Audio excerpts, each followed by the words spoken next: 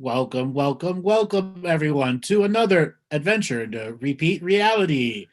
Welcome, everyone, to another adventure into reality live call-in show. No rules other than don't get me suspended off of YouTube, other than tell your truth. Also, for the new people out there that are still getting used to me, we have a lot of new people out there. I do not tell you what you want to hear. I will tell you what you need to know. I have many, many shows in which people have nicknamed it a roasting hour. Some can handle it, some cannot. Today is going to be an open call-in, whatever you want to talk to me. But I kind of ask, because it's been a long and enduring week, that maybe people put aside some of their self-gratification wants and needs and ask and talk to me, the human being that's sitting in front of you. It is not a requirement. It is simply a request. It has been a long and hard week for myself. I took this Tuesday off because I couldn't sleep Monday night. I slept a total of 3 hours, and it was like, I need to get some sleep. But during that journey of rediscovering sleep during the day and actually doing a nap that was so powerful, I put drool on the pillow.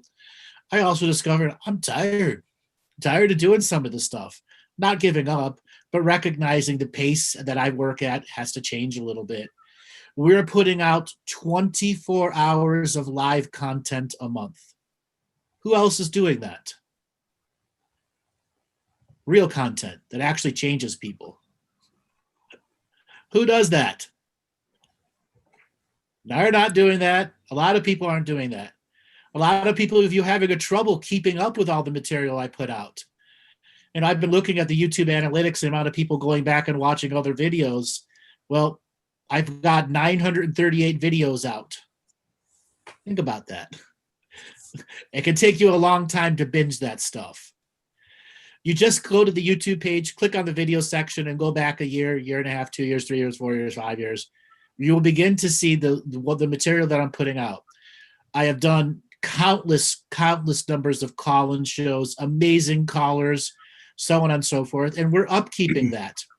So right now, Robert, we've got people that have already raised their hand. I'm not going to insult them, but tell them to raise their hand because they're first thinkers, even though I didn't tell anyone to raise their hand.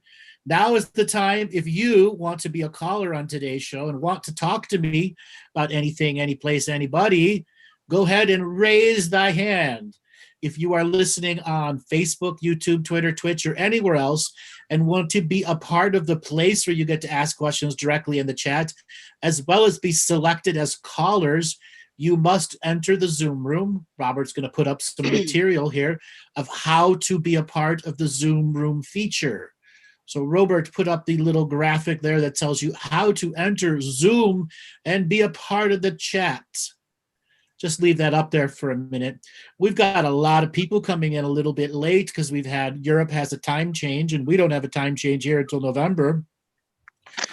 So we are going to be losing an hour. Oh, somebody's microphone is open. Yeah, Andrew, I was going to say there's a bunch of them open because something's happening with the application. If you're open, your mic's open, please shut it down. Yeah, please shut down your mic, and do not turn on your video. Okay, there we go. There's a lot of interference going there. All right, Robert, let's spin up the wheel of callers and see who wants to have a conversation with me. Okay, let's see. All these admits. Every time I go to select someone pops in the room and everyone disappears. Okay, admit. RC Barron. RC Barron, are you there? Whoops, no. Hello. Hello, how you doing? I'm good. How about you? Great. Where are you calling from? California, Southern California. We've talked before. Yes. How are things going with you? Well, I'm just having a hard time keeping hope up with all this craziness going around. Okay. So why are you paying attention to the craziness? I don't know how to turn it off. Bullshit. Okay. You're addicted like a heroin addict. Wow. Okay. I have addiction. Uh-huh. A lot of people have Okay. an addiction to the overload. It's a train wreck you can't stop watching, Okay. but you can stop watching it. And as soon as you stop it being your first frame of reference, what's going on? What did I miss? Let me tell you something. If something was going to happen, somebody would ring your phone and tell you to turn on the TV. You're not going to miss anything. And if something does happen, you'll miss it. The news will repeat it 10 trillion times. So you won't miss anything. Okay. Take the pressure off yourself that you think you need to be plugged in to the whole thing. You don't. The whole point of being plugged in is a system of mass distraction that steals your hope, joy, and vitality. Oh, absolutely. I can watch it like go down, and I have to work hard to bring it back up, and then Mm-hmm. it's like a yo-yo. So if you know what it's doing to you, why are you still doing it? I didn't realize I was contributing to it. Well, now you do. Yes. So how are you going to do it different? What's going to make you, metaphorically, what's going to make you Yeah. put down the crack pipe? Um, Because that's what the social media plugin is. It's a crack pipe. okay. Limiting myself to 15 minutes a day, maybe. None. None a Cold day. turkey. Okay. Okay. And I do And use it for business. okay. It doesn't matter. If it's negative Trump Biden bullshit, if it's awakening bullshit, if it's the next starseed galactic babbler saying something, turn it off. If people want to get a hold of you, they'll send you a message request. They'll send you an email. You don't need to Okay. be posting and responding to every galactic babbler's or political babbler's posts. Okay. All You right. could do it. You can do it for 2 weeks. Go cold turkey. All right. That's a good challenge for me. Okay. You've got to get Yes. out of everyone else's crap so that you can realize what you've generated in your own area. A receptacle of crap, of other Yes. people's crap. Yeah. Okay. Pretty much. Yes. How many negative posts do you think you see a day? Oh, many. What do you think that the cumulative at the end of the week of, even if you don't even look at the post much or just a word or two, what do you think it does to you at the end of the week? Oh, it totally drains me. So then why are you still watching it? Okay. Okay. All right. You know what I do? I delete it out of my field. Whether you're a friend or not, it doesn't matter. If I see garbage posts, I hide it from my timeline or I delete the friend. Okay. Why do I do that? Because it's my choice. My choice. I don't want to be told Trump's my savior, and I don't want to be told Biden's my savior. Neither of them are our savior. I am my own savior. No one else is. Yeah. I don't choose their choices. Is this a habit I keep repeating in my life? Yes. Okay. Why I'd can't you? rather laugh than Why, cry. why couldn't you see it though? Because social media is designed as an experiment to keep you addicted to it, Okay. waiting for the next like, waiting for the next response. And it gives you dopamine releases when you get it. Okay. Well, I've been doing good. I've been, TV cables off, Netflix is off, but this was the last, I think, You, unplug that I need to you'd do. be better off binging Netflix, as long as it's not conspiracy stuff, than you would be having any social media at all. Okay. Okay? Yeah. At least you're going to be entertained with Netflix if you can find something to watch. Well, yeah, I have boycotted Netflix, but I'm watching Stargate on Amazon. Great TV Stargate. series. And Yeah. Stargate Atlantis too. Oh, actually, that's the one I'm watching, Stargate Atlantis. Very good series. Yeah. Lots of soft disclosure in that. I have noticed that. I enjoy that, trying to filter through, seeing which one is the truth and not. What do you mean? Okay. Okay, anything else? Nope, that's pretty much it. Turn it off. Disconnect from it. All right. All right. Thanks a lot for calling in. Thank you. Bye. All right, Robert, let's spin up the wheel of colors and see who wants to have a conversation with you. Byron, you're getting a signal to unmute. Byron, are you there? Going once. Byron, as he's running to his phone and stubbing his toe. Going twice. And he's struggling with his microphone and talking and can't be heard. 3 times. Let's move on to the next one. Dave Star Dave. Dave Farrow, are you there? As he's running to his phone, as he's stubbing his toe. Come on, Dave, you can do it. Dave, where are you, Dave? Dave's not here. Aw. All right. I'm just going to go down the list here. Ivan. Ivan, are you there? I am. Oh my God, you made it. Where are you calling from? I'm calling from Zagreb, Croatia. Can you hear me well? Yes, I can. Zagreb, Croatia. Welcome to the show. What do you want to talk about today? I want to ask you, how are you? How are you doing? What's new with you, man? Pretty good. Obviously, I've been working my butt off and trying to stay balanced and all that stuff. What's going on with me? Life in general, creativity. I've been working on a new project in the background that's dealing with quantum mechanics and theory.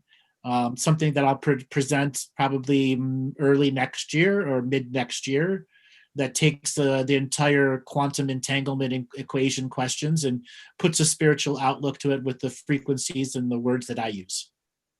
Wow, that sounds mega interesting. Okay. Yeah, I've been threatening that I will do this for a while now, and now it's just getting the people together that are going to help me put together their project, and people that are very familiar with my material. And we're basing stuff off the book, The Holographic Universe by Michael Talbott. And we're using that as a terminology foundation, along with some other concept people that use certain terminologies. So the terminologies from quantum physics can be related to consciousness and spirituality. Do you recommend reading that book? I recommend that everyone read The Holographic Universe by Michael Talbott. Yes. Okay. It was a life-changing book for me. It's a bit dated now because it came out in 1994, but everyone's work is based off of that book. All of the holographic universe models that have come out since then are based off that book. He was considered a scientific heretic when it came out. None of the scientific community supported him in any way, shape, or form. And that book hit mainstream media, and mainstream media got science to change and accept it. Really? Wow, okay. Yeah. I'll check it out then. So what did you do for the Dark Moon? Did you have any Nothing. experiences, something interesting? Nothing. No? No. No, When okay. you're at the level I am, regularly doing the work, the ups and downs of Mars farting backwards or doing this, they don't affect you because you're balanced, you're aware. If anything, it's 10 to 20 days before that shit even those alignments happen, you feel something. Maybe you take an extra shit in the morning. Okay. Okay. But when you're not in tune and you're not doing the work, it's like having the background frequency constantly ring in your ears. It's making it motivating or demotivating you. Okay. What affects me now are solar flares. And if those solar flares happen to align to odd magnetic events in my local area, that's far more disturbing to me than any planetary alignment. Okay. Have you been doing something interesting in the last few weeks? Maybe some rituals or maybe some work with some elements or something? No. No? No. I do that every day. Oh, okay. You have to realize what my life is like. I present 24 hours a month. I do my regular ritual and ceremony. And then I do about anywhere between 20 and 25 sessions a week. Wow, that's a lot. Right. Transformative, transformation, life-altering sessions where I'm high into the frequency 6 to 8 hours a day, sometimes 10 hours a day.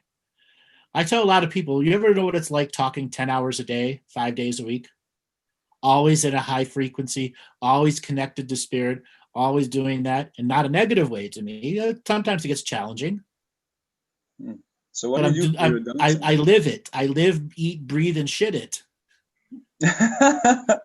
So what do you do for your downtime, man? How do you relax, or do you have some things you like to do? Like, So when I end sessions, I turn off the computer, walk outside, light up a cigarette, and go on a walk.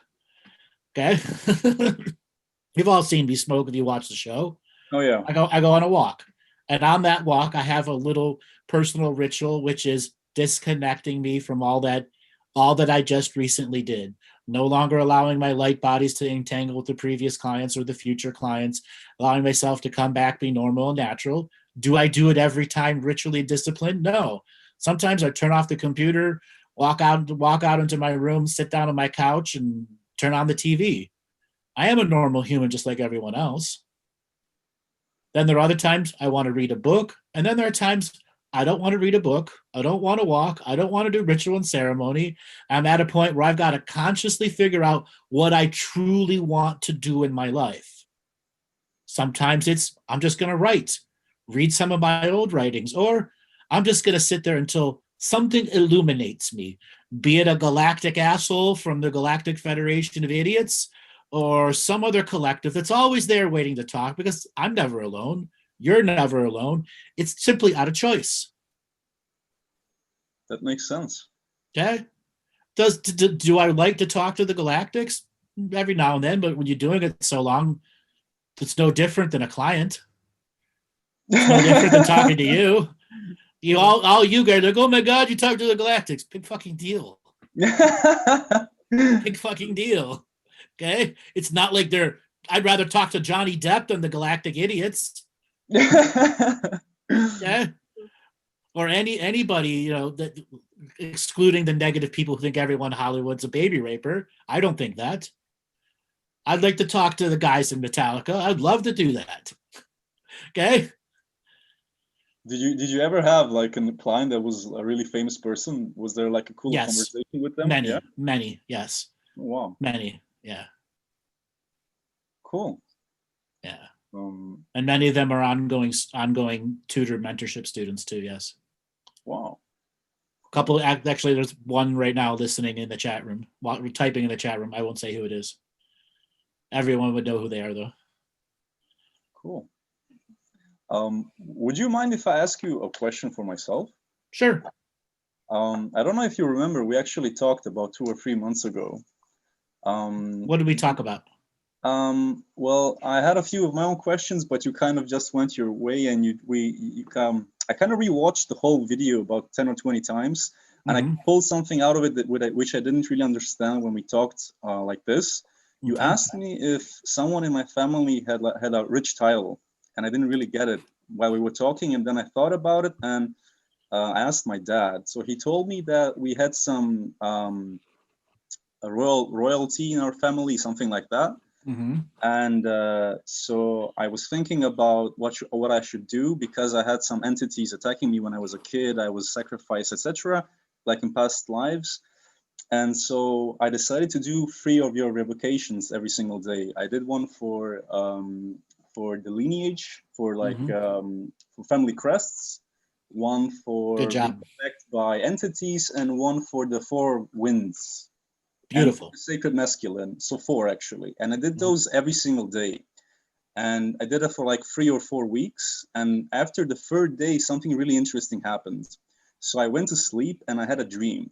I woke up on this meadow, and there was this person standing in front of me, like a cloaked person, something. And this person felt or seemed really powerful. And he was talking something to me, which I couldn't really understand, but my subconscious was translating it. And he was telling me, I'm going to take something from you. You have no choice. I will take it by force. And that's just that. And I basically told this person to fuck off. I told him, you're not going to take it from me. whatever you try, I'm just going to stand my ground, and that's that. And so this person got really angry, and he said, well, if you're not going to give it to me, I'll just invoke the power of something, something. And out of the blue, a huge dragon appeared. And for some reason, my subconscious told me it's a wind element dragon. And this person told this dragon, you're going to help me take that and that from this person because I'm in communion with you. And then that dragon kind of looked at me, looked at him, kind of laughed and said, no, I'm not. I'm actually in a deeper communion and union with this person, which was me, and told this person to fuck off, basically. And then this person got really angry and tried to chant something, do something, at which point this dragon got really angry and made the whole dream world kind of shake and kind of collapse, to which this person just ran away. It's just the whole dream world collapsed. And then the next step of the dream was I woke up alone again in a different wet meadow, and I had like this translucent cube in my hand. It looked like a hologram. And when I pulled out my hand to see what it was, a huge hologram kind of emitted from this cube, and it said, Universal Court of Equity Notice. It had my name and surname on it, and it basically, I can't remember the whole thing. It was a huge paragraph. It basically just said, even Bogner, please, you don't have to worry anymore. Every single person, entity in every space-time ever is now being processed within the Universal Court of Equity, and that's that. And I just kind of woke up and I was like, is this real? Is this really possible after 3 days? That's epic. That's epic. You got the subtleties of what spiritual court of equity. You got an entity trying to take from you. You stood up and said no. You had the dragon turn the frequency. The only other thing I would have done, you probably didn't have a lot of control of that dream. I'd have kicked the guy in the nuts hard. Just to humiliate it, because the same thing would have happened. Dragon would have done it, but I still would have kicked him in the nuts. Epic, man. Epic. What you had is the material directly affecting you because you did listen to the session long enough to get the one piece of nugget you needed as part of your journey. Wow. So that's really real. It wasn't just like some 100% real. Now, nice. The thing is, you got to continue the practice. Pick up the union and communion conscious strikes. Start changing them up. Start also creating your own. Wow. Perfect. And you will have more and more experiences like that. As soon as you said the cube and the spiritual court of equity, basically all of the writs and warrants were sent out. It's taken care of. It's no longer debt on you. Holy crap. I've got just one more question to add up on that, if that's not a problem. Sure. We actually talked about that. You told me because of my ancestral lineage and some past lives I had that I shouldn't be living in the country I'm living in right now. Correct. Okay. So is that kind of reversed now since I've got the whole spiritual court of equity? No, the lands have a different value. That's something that was holding you back from you attaining potent power for your centric future. Oh. Okay. The lands don't agree with you. Oh, okay. Can you turn it around? You could turn anything around, but is it worth years of effort going against the current versus living someplace where the current is working with you? That's a good point. Okay. I just wanted to check that. Okay. So if you're going to stay there, you're going to need a prayer ground.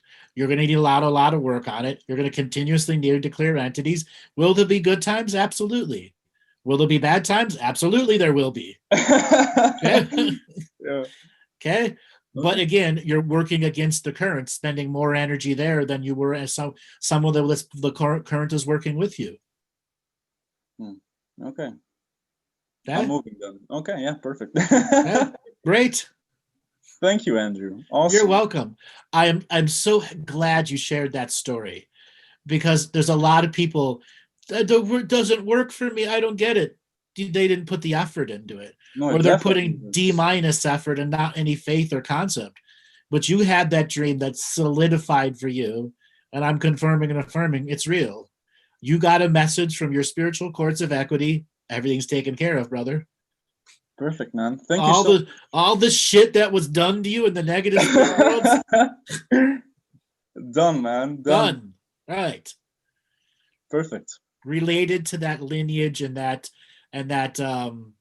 whatchamacallit, family tree stamp. Yeah, the crest thing. Yeah, The family crest, yeah.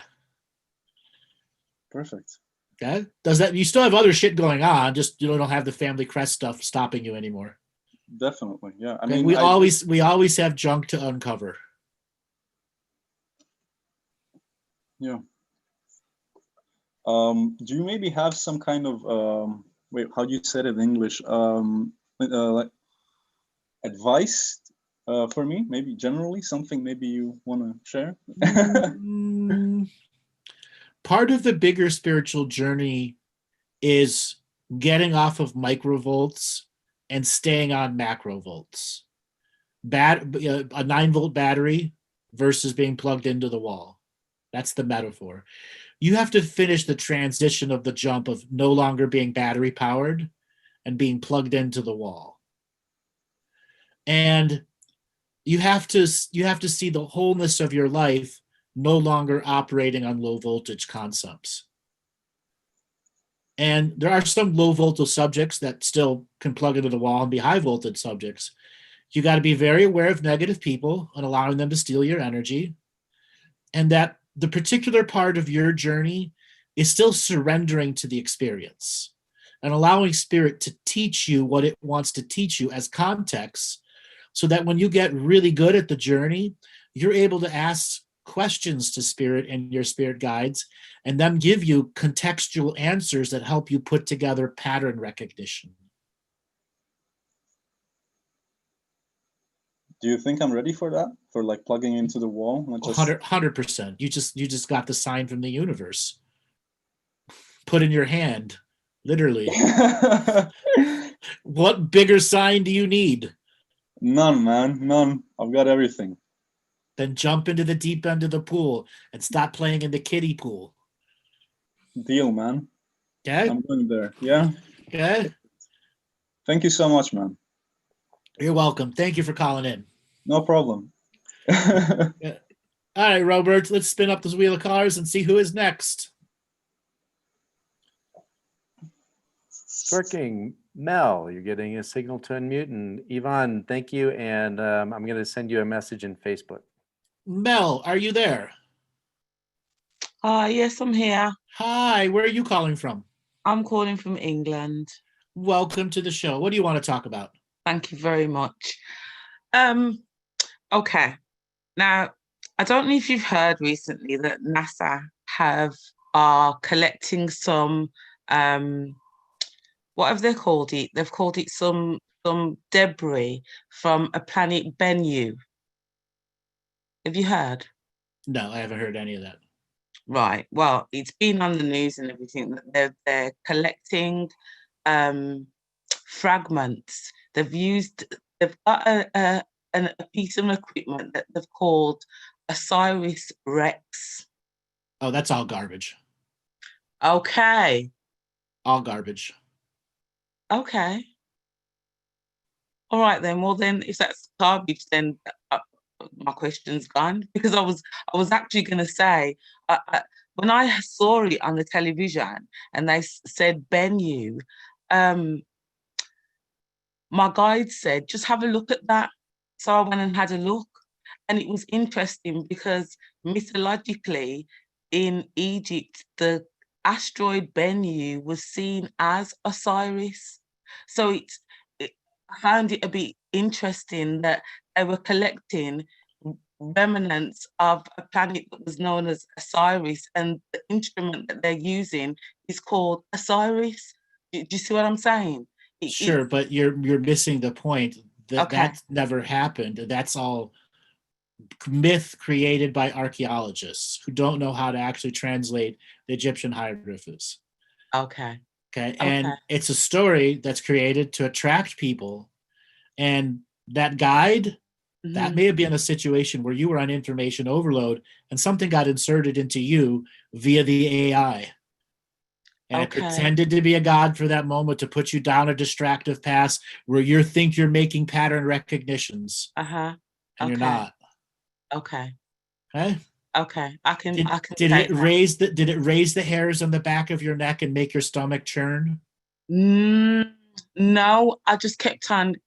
I kept on hearing the name. Right, Venice, which is Venice. repetition, Yeah. and classic AI leading Okay. you down by the carrot and stick. Right. Trying to preoccupy the mind. That's right. Okay. I hear you.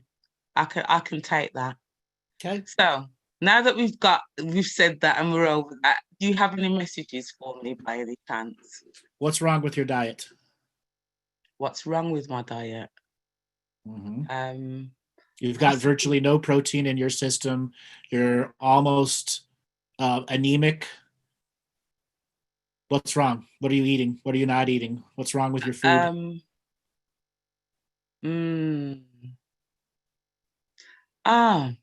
I don't know, because I'm quite balanced in what I eat meat, I eat fish, I eat vegetables.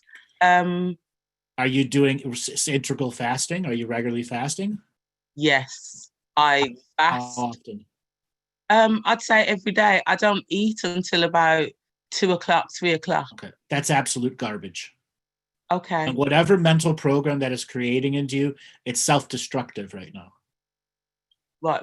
Which part of it is garbage? The whole I don't eat to 2 o'clock. I don't. That's garbage. 100%. You asked me a message, instantly Okay. I went in, you're not processing your food. You don't have a proper gut genome. And I would say at least 50% of the food you eat, you do not absorb any of the proteins from it. Okay. Right. So what do you suggest that I do? Make a new relation to the food you eat.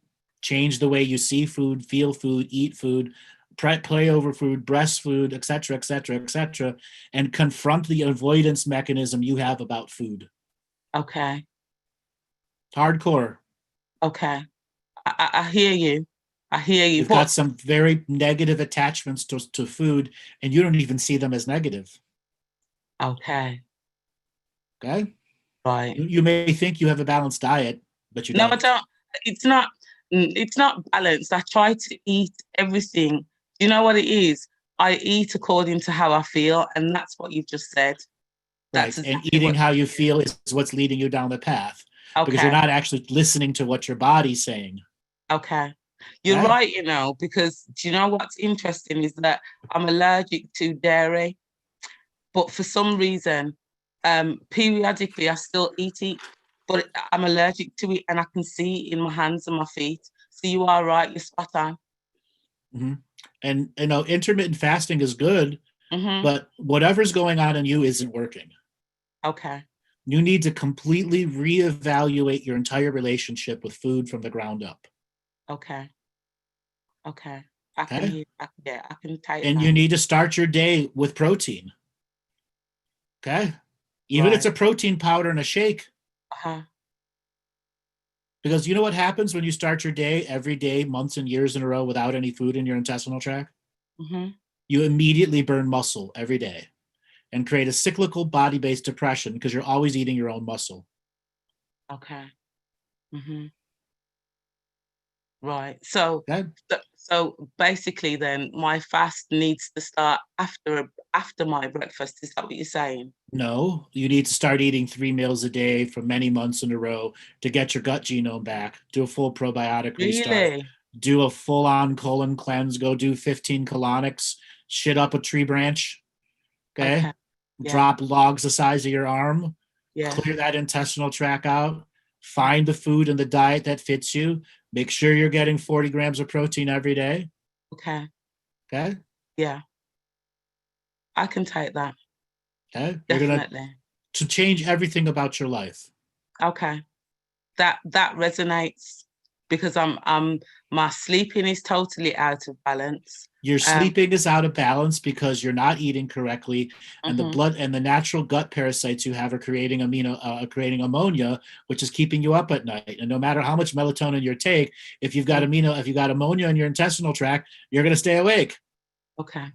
So if we do a full-on parasite cleanse too. Okay. I can take that. Okay. I have another little thing for you. Who are you hanging around with that's haunted as fuck and you know?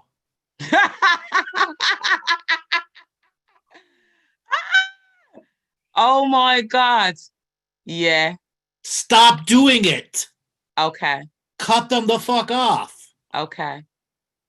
And do Why you know the can't funny? Do you know the funny? Do you Go know ahead. why? Why? Do you know? Because at the moment, that's the only friend that I have.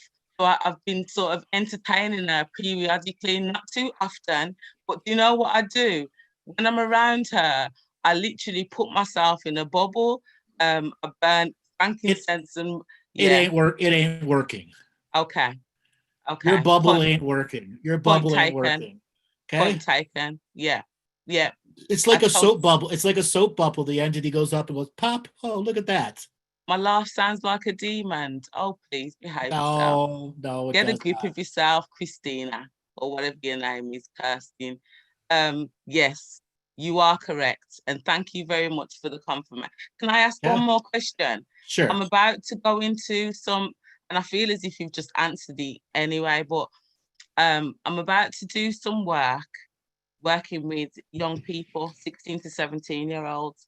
And the energy from the work itself doesn't feel a problem. It's the people that I'm going to be working with. What's the nature? What's the nature of the job? They're vulnerable young people. So are they like homeless people? Yes. So it's going to be a residential unit situation. Is it a paid scenario or volunteer? No, it's paid. Is it good pay? Yes. If you're going to do that job, you're going to have to upkeep your spiritual hygiene at a higher level. Okay. Right now, you have one friend that's got demonic energy in him, and you like hanging around him. You're going to see that shit all the time in those young kids. Okay. Yeah. And that can be challenging. So you have to make sure you keep your spiritual hygiene up. Okay. And then, believe it or not, an improper diet such as you makes you very susceptible to entities. I totally hear you, and I respect and appreciate everything that you've said. Yes. So the answer is take the job. Just know the extra work you got to do to make sure you stay safe at it.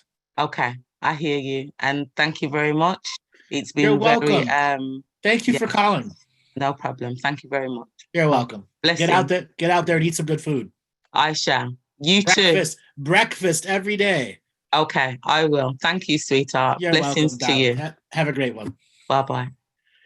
All right, Robert, let's spin up the wheel of callers and see who is next. Okay, Elena K. Elena, are you there? Once, twice? Yes, I am. Hello. Oh, you made it. How you doing? Where are you calling from? I'm calling from Greece. Greece, another Greek caller. We had a bunch of Greeks in the chat room before we opened up. Yeah, I was one of them. Yes. How you doing today? I'm good. I never thought I got picked. We spoke about 2 weeks ago on a private session. I don't know if you remember. Yeah, I do remember. Good.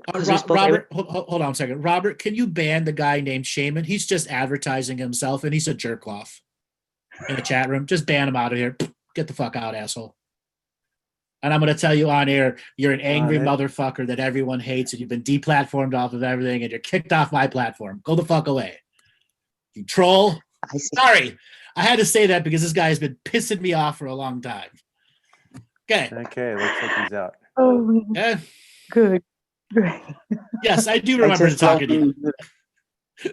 I do remember talking to you. How's it going? Oh, it's good. I mean, I re-listen to you and re-listen to you, and we mostly talk about business, nothing about me. So I have 2 questions for you, actually. Sure. One is, I don't know if you have ever seen on YouTube, there is a team from Spain who is in contact with otherworldly beings. And they say it's not channeling, it's life through the internet. Is that possible? Tell me a little bit with just some people from Spain on the internet. Okay, there is a group called Cosmic Agency. Her name is Gosha. She's a Poland girl from Spain. No, she lives in Spain, and she was into this UFO with other people. There was a convention, and she met a woman that gave her a connection. And from there, they're starting now. It's 3 years on and chatting live with with people from the Pleiades, especially Taygeta. I do that all the time. I talk Live to on I bring them live here too. I do it on the comedy show. I've done it on this show. If you read the messages from them online. I don't know. I don't do anything online. I do it live here.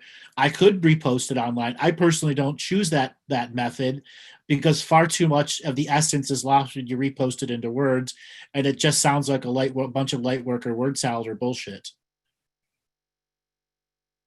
Oh no. I'm not saying that this person is. I'd have to actually hear her frequency, but I can generally tell when people tell me about the material if it's garbage or not. It's the nature of the essence of the message.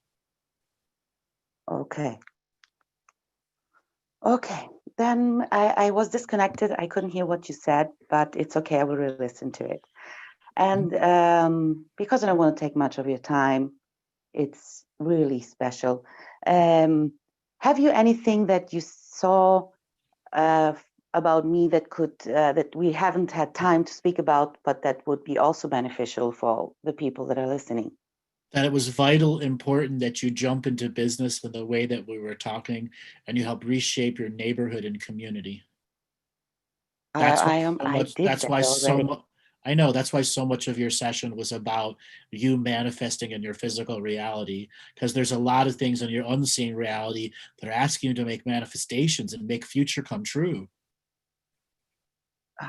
You have a unique opportunity to be a floating anchor point, a 0 point anchor point to many future beings who are waiting for the Greek people to step forward on the awakening journey and anchor that stuff there and get rid of the damn papooses who are going to tell you good or evil. Oh yeah. Who cares about the fucking priest and their umbrella coming down the road every week, fleecing people down for money and food? Oh yeah. Now they're putting us on lockdown again. They announced it today, and the priests here are saying, no, you're going to go to the church and eat from one bread piece and drink from one. Oh my God, okay. I hope they will wake up. The other problem I have is you told me to build a community here with like-minded people like me. Uh-huh. Well, in order for me to do that, I need, first of all, to get out and tell them, hi, I'm here, You know what I mean? No, I told you, as specific in the session, you needed to make a venue, a friendly coffee shop or building or bookstore in which you bring speakers and talkers in and advertise in your local paper, and people will show up. Okay. Okay. I will do that. It's just the venue, and you're the organizer.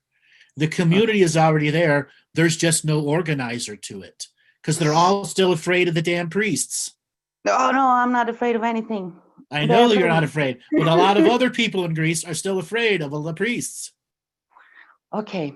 The invite is still on, so you have a lot of followers from Europe, so I think I will manage to bring more people than I imagine. I am seriously thinking about taking February to do Greece. Great. I've got to see what happens post-election here first, though. Yeah. Before I make any decisions, I got to know what's going on with the election.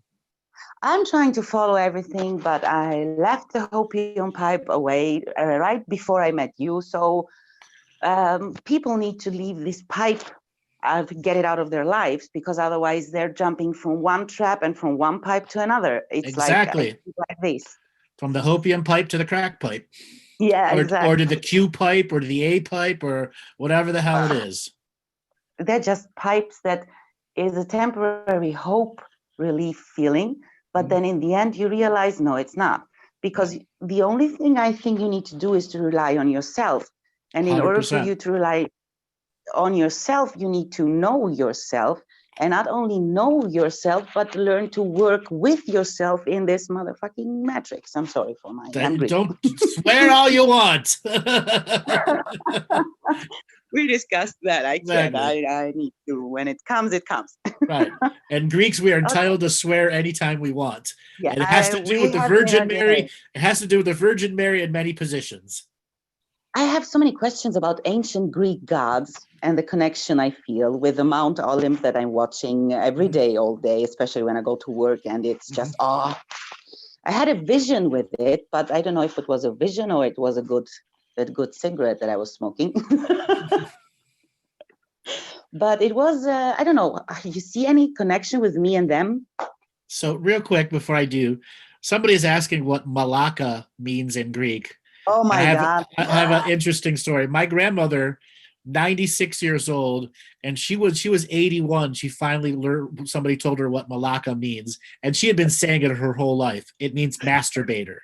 Yeah, exactly. Okay. Much like we use the word fuck, the word Malacca can be used in any pronoun, anything you want. Yeah, So in any you're a masturbator. It can be used in numerous ways. Okay. Yeah, I need to watch it now because my big one is starting to say whatever I say, so this is not good. Right. So when you look at that mountain, you are connected to the history of the past. You have lived on that land thousands of times. You've probably looked out and seen the same view before. I when I lived in Rhodes for a season, hello Jade, I couldn't see the sunset, which I was doing sun gazing behind the Olymp. The sun was setting behind the Olymp. So this 6 months, it killed me. It's right, stopping from 15, 20 minutes sun gazing to nothing.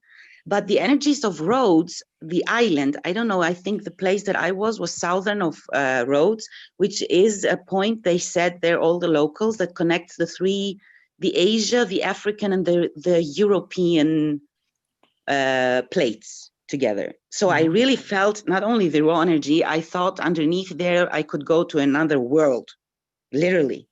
Because you were. Oh my God. Okay. I need to go to Rhodes again, I think, because this is I created everything. So I make bigger creations for our planet, probably. Rhodes is a very magical island. And there's a reason people fought over that island. I don't know. I didn't like it a lot. The energies are really, really raw. No one's dealing with the mass amounts of ghosts, and the damn papooses are making it worse. The priests are making it worse. The funny part is, even though the papooses are talking about the religion and the priests, the yayades are doing all the dark magic bullshit stuff for nothing. The flactees and the little amulets that they make for everyone. Yeah. Oh my God. Okay, this is okay. Let's say it's for a good thing, so you don't get the bad eye, and it's okay. But there are literally people here that live from this. They have it as a living. Like, you do it with a good way, they do it for the bad way. I know. The evil eye is a real thing in Greece. It is. It's a real thing in Greece. If somebody gives you two open hands and goes, nah, and they give you the evil eye, they're putting a curse on you. Nah. Okay. And sometimes you see 2 hands and 2 feet gnawing you. Yeah. The double nah. The double nah. You know? Exactly. You could be driving and cut someone off, and all of a sudden you see 2 hands and 2 feet come up over the steering wheel, and you know what they're doing to you. Yeah, exactly. I mean, this is Greece, guys. You need to come to Greece, not only for tourism. Right. Yes. And then there's very unique words that they add to the na. Are you familiar with the term grisuzi? No. Or grisuzi? Grusuzi, yeah. Yes. Grusuzi. Yes. This is the one that gives you the bad eye, actually. Yes. Yeah. It's he who shits on their good luck. Exactly. But it's also for women, you know, grusuza. Yes, grusuza. Exactly. The modern word is gademo. Yeah. Yes. So the modern people, the millennials use gademo. We do not longer belong the millennials. They are now in, you know, and they need to wake up. They have their own they have their own culture. And the language. They don't care if they get the double nah. They're like, whatever. No, exactly. Like, what? Okay, yes, we're exactly. What is that? You know, too old for that. Exactly. Oh man, Andrew, thanks so much. You're welcome. Thank you for calling in. And I'm seriously yes, thinking about coming to Greece. listen, I'm seriously thinking of rebooking a session with you. I was talking to my husband today, and we need to speak about then also about Greece when you come in February, because we should start to make some planning. Well, I got to know what's going to go on in the election. We got 2 weeks left, a little less than 2 weeks here. And once I have a firm understanding of what's going to go on there, I can plan. Great. I Yes. will book the session after 2 weeks because I also want to know what's going to happen. And I'm having an appointment with the mayor here on the 2nd of November. I got dates today to make Wonderful. even bigger Outstanding. thing. Yeah. Okay. So move on to the next caller. Hi, Monty. And I never got to tell you why the bear shitted on your porch. You know that? Why did the bear shit on my porch? Because your energy is so purging, especially if you're ready to get purged. You just help the purging. So the poor thing walked along your porch. Oh my God, this is Andrew's energy. And whoop, it was gone. Exactly. He just would walk along. Oh no, I gotta go. It's Andrew's porch. Yeah, Ah. exactly. Okay, man. Thanks a lot. Thank you It was so so much great for talking calling to in. you. We Yes, speak again. I will yes. try to stay awake next time too. I will. All right. Okay, Thanks a guys. thanks a Bye-bye. lot. Oh, I love my callers. You guys are awesome. All right, Robert, let's spin up the wheel of callers and see who's next. That was awesome. If you go to Greece, I want to go. It's on. All right, Galaxy S20 Ultra 5G. Galaxy S20 Ultra 5G. Are you there? Yes. Hi. Where are you calling from? I'm calling from Florida. Welcome to the show. What do you want to talk about? I've been listening to your show for a couple months now.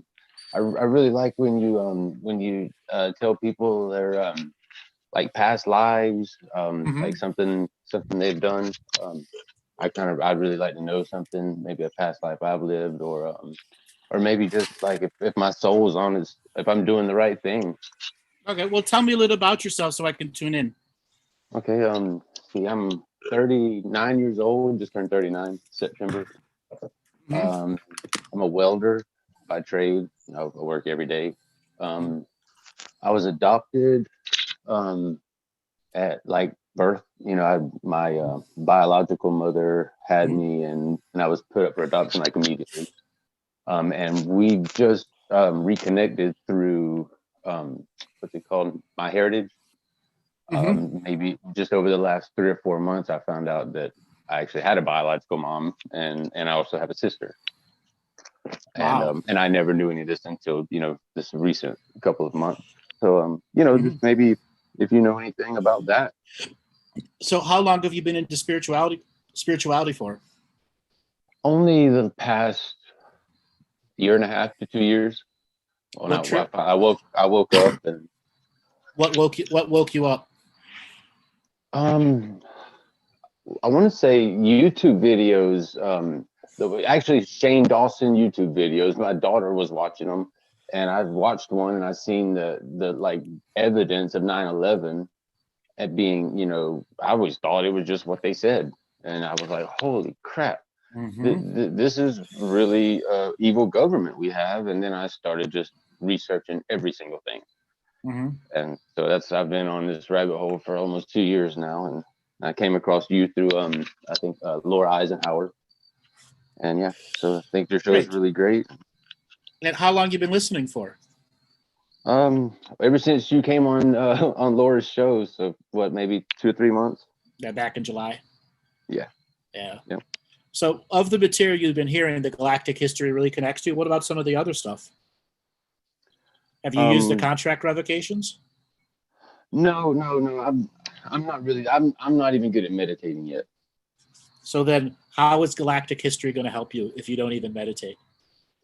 I need to start somewhere. That's not where you start. Okay. I'm trying to help you on your journey, because you also said some of the side stuff. I could give you Galactic history, but if you don't have the other stuff that goes with it, how are you going to connect to it? Well, I don't know. I'll use a terminology. If your welding boss comes to you and hands you one giant piece of metal and says, "Cut me a circle with no dimensions to it," what are you going to do? I'm gonna ask him how big a circle he wants. What if he doesn't answer you? He said, just cut me a circle, and he hands you a 30-foot piece of metal. Yeah, I'm just gonna cut him a circle. Gotta cut him a circle. Yeah. That's all that I'm gonna do is give you a circle. Okay. It's not gonna mean anything to you without some of the other things attached to it. Okay. And this is where a lot of people, they want to know about their past. Not Okay. everything is about your past. It's where you are right now. Not the past doesn't always influence you. Right. You've been here for 41 million years. I'll tell you that. You've been here a long ass time. And what does that mean? You don't get to do it the easy way. Right. That means the things that come and go in your life are great and harsh challenges for you. But once you overcome that which does not kill you, you get stronger and stronger and stronger. There's an inner warrior inside of you who got angry when now he realized 9/11 was an inside job. But that inner warrior needs to be tempered in such a way that you can begin to use a daily spiritual practice that can help hone those unique sensing skills. Okay? Just because you think you're a welder is not that big of a job, guess what? It transfers to giant in the spiritual world. It means you know how to join matter together and create huge objects of energy. Okay? There's a giant spiritual process between what welders could do in the unseen world. Okay. So my advice to you is pick up a daily spiritual practice, even if it's 15 minutes a day. I'm sure you've heard me talk about 15 minutes a day is C+ effort. 30 minutes a day is a B+ effort. 90 minutes a day is A+ effort. Start at the C+ effort and start to see how it starts giving you back. Use those contract revocations. Start a meditative journey. And then come back and ask me these questions about galactic history. They will have so much more meaning to you. Right. Okay? Gotcha. Would you tell a 2-year-old about quantum physics? No. No. Okay? Um, What's the, okay, let me, a 5-year-old, okay, a 7-year-old. Would you tell a 7-year-old about quantum physics? No, they wouldn't understand. They might get 1 or 2 words, Yeah. Right. a handful of words, but in all reality, are they going to process it? No. Yeah. Okay? You've been here a long time, guy. And that means you got to put some of that effort into the spiritual journey and put down some of the conspiracy theories and pick up some of the daily spiritual practice, the infinite amounts that are out there. Yeah, I feel like that's one thing that I have so much trouble to, like, actually, for me to really, I guess, accept the fact that there's something to meditation or like something more is going to happen out of it. Like, it's so hard for me to actually shut my brain down. And that is the reason you should do it. The whole point of meditation is to shut the brain down and to achieve silence. Right. Okay? Yeah, that's why I say most people don't even do meditation right. Right. It's to turn yeah, and that's off another thing. And that's another right. thing. I don't want to just sit there with my eyes closed and think of I don't know what. I mean, you don't think of anything. You don't allow any thoughts to come into your brain. You squash and you quell any thoughts that are trying to overwhelm your silence. Silence is its own state of awareness. And when one can achieve silence, the universe is at your fingertips. Okay? Most people can't achieve silence for more than 3 minutes to 3.5 minutes. The goal is to get up to 30 minutes. And that's, for some people, can take months, if not years, to get up to that level of mental acuity to control their mind. Right. I mean, I hear about astral travel and stuff, and I'm like, wow. That has nothing to do with meditation. Well, no, I just know that that's maybe like the gateway to astral travel. Like this. No, it isn't. No, it isn't. No? Silence is not the gateway to astral travel. Astral travel can happen naturally without any effort. People just leave their body for no reason, or something kicks them out of their body. Oh, wow. Okay, it can happen in dream states, or there can be energies on your land, such as a canal of energy that pulls you right out of body and takes you on a journey. Okay. It can also be achieved through breath work, and it can be achieved through a variety of other guided journey systems, which are not really meditations. You're not achieving the silence in meditation. You're going on a visualization journey. Okay. So in meditation, you're more or less like just trying to quiet, and then if something comes to you, it comes to you instead of you forcing. No, anytime any thought comes up, you say no in your mind, and if you got to learn how to stop thoughts from creating more thoughts, emptying your mind, and anything that comes in, you use your willpower to lower the volume or mute it or kick it out of your reality. Through discipline and courage to stay silent so that the brain can begin its shutdown process. Right. And reconnect to the rest of the body. Okay. So meditation, that's something that I really need to get into my schedule then. Absolutely. And then guided meditation, which is not necessarily meditation. It's been bastardized by the lightworker community. This is what will take you on journeys that can help you visualize a healing journey and connections to the different things that you have around you. But the fundamentals are achieving silence. Okay. Like right now, I'm in full communication to you, but I'm silent. My brain is silent. My words flow without effort. That's the mastery of the silent skill. Yeah, my life doesn't present like all these really hard challenges to me. Life pretty much comes by easy. The only problems I get are problems that I create, because of past addictions. I was an addict up until, just like a year ago. I've been sober now for 9 or 10 months, and congratulations. So now I'm really starting to, I guess, live in the world the way I'm supposed to live in the world, like by trying to better myself, trying to build everything. And before I was worried about getting, how it goes. So like this is so new to me. I'm just trying to grab too many directions at one time almost. Because you're not achieving the silence and you're just fluttering around trying to grab whatever thought goes. Right. Yeah. Organize and strategize. The silence allows your brain to instantaneously make correct pattern recognitions through silence. What you'll achieve in mastering the silence is the aha moments. I fucking get it. And it may be something from 9 or 12 years ago. I finally fucking get it. Because your brain calmed down enough to give you the answer. Yeah, because it was funny you say that. Whenever my brain, because every time when I was younger and on drugs and stuff, like my brain always told me that I had to be high. It's like, you're not going to be happy if you're not high. Like that's just what it was, no matter what it was. That is called your shadow, or an aspect of your ego. And it's like, on the other side, I'm like, well, one day will I be content, not being high? Like, because I always look at my dad. My dad never does drugs, never does anything. He's 70 years old. He gets up and he works every day. He don't need anything. And I'm like, why can't I do this? Why can't I feel like that? Like I just until you finally kicked the habit and said, I can be happy doing it. Yeah. And after like 2 weeks of putting everything down, because I got on probation, I had to. And when I finally said, this is it, my last chance, I have to do it. After 2 weeks, something clicked in my head, and I'll never forget it. Just like the switch went off and said, hey, all those drugs you've been doing, we don't need them anymore. That was stupid. Why would you ever do that? And that's your internal dialogue of positive choice. Okay.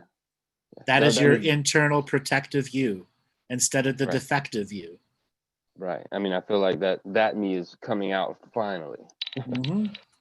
And you will amplify the good part of you by learning the silence. Okay? Because when you come out of the silence, the good part of yous are chatty motherfucking Cathys. Yeah. Okay? Yeah. And they'll give you the aha wisdom you've been looking for. Right. Okay? And then after a while of getting good at the silence, learn guided meditations. Like on my webpage, whenever you sign up for the newsletter, you get something called the Advanced Heart Meditation. It's a 15-minute meditation that helps you clear out the deepest subject matter, the subject matters that the heart goes through. Right. As part of a daily practice. Okay. All right. Is that any more tips other than meditation that I could use as a tool? Start there. Start there and call back in a month, man. There you go. Start there. Hey, man, I appreciate it. Great. Do you read books? I haven't in a while, but I'm not opposed to it. What is a while? 3 years. And you read a book. I used to read a lot of James Patterson books. So there is a book out there called called Dancing the Dream by Jamie Sams, Jamiesams. And it's about a Native American woman who was abused, discovered her spirituality, her spiritual journey. And I highly, highly, highly recommend you pick up this book and read it. It'll be the hardest and yet the most easiest book you've ever read. There's a tremendous amount of wisdom for you if you're new on the journey that will give you aha moment after aha moment and really help you begin to master the fundamentals. And the book is Dancing the Dream by Jamie Sams. Gotcha. Yeah, and then the other book to read is The Holographic Universe by Michael Talbott. Okay? Both will be hard and yet easy books to read. These are going to help challenge your mind, body, and spirit to be more a part of your journey. Okay. Yeah, I just don't feel like I'm connected to a journey. You know what I mean? I just try to right, because you're coming off of the drug journey, and you're recollecting yourself before you pack up your backpack and go on your spiritual journey. Yeah. Okay. Yeah. Okay. All right, brother. Thanks a lot for calling in. Yes, sir. Thank you, man. Really appreciate it. You're welcome. Bye-bye. All right, Robert. Let's spin up the wheel of callers and see who is next. Awesome call. Awesome call. Eric Wells, you're next. Eric Wells, are you there? Eric. I am, Andrew. Can you hear me? You made it without stubbing your toe. How you doing? Yeah, right. I'm good, man. How are you? Doing great. What do you want to talk about today? Oh, man. So many things. So many questions. So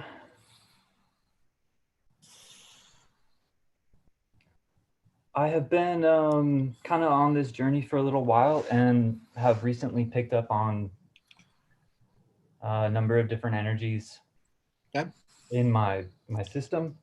Mm-hmm. And yeah, I just have some questions about it. Sure, shoot. What other questions? So I feel various energies in my gallbladder meridian, or what I think is my gallbladder meridian. Okay. Mm-hmm. Are you having any skin issues? Yeah. So the gallbladder is the commander general of the dermis, of the skin. For sure. What kind of skin issues are you having?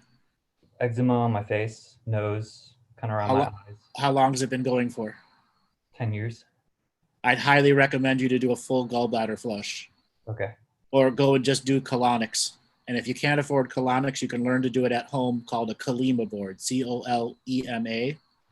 You just have to learn how to self-insert and do the brew juice that you're going to insert in yourself. Yeah.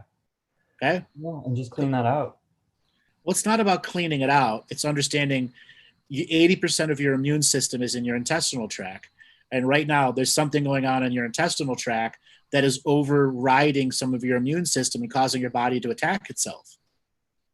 Okay. Causing issues in the skin immediately. Yeah. Okay?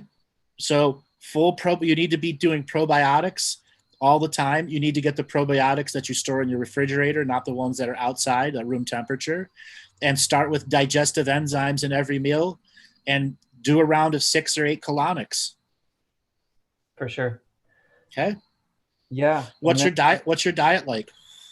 So it's been vegetarian for a little while. Every now and then I'll have some meat. How long have you been vegetarian for? On and off for maybe 7 years. So why do you go off of being a vegetarian? Well, sometimes it's the holidays and turkey sounds really good. Okay. So what is your main protein when you are a vegetarian? Right now, I eat a lot of beans. I eat a lot of eggs. Okay. So a lot of beans is going to create skin and swelling issues in your joints. Yeah. If you overdo beans. So question about the rash on my nose. I feel there's like an energy that comes in through my face. Mm-hmm. I feel it really big on my nose for whatever reason, but it will actually sort of drift around. Sometimes it dies. Sometimes that's called a sphenoid bone activation.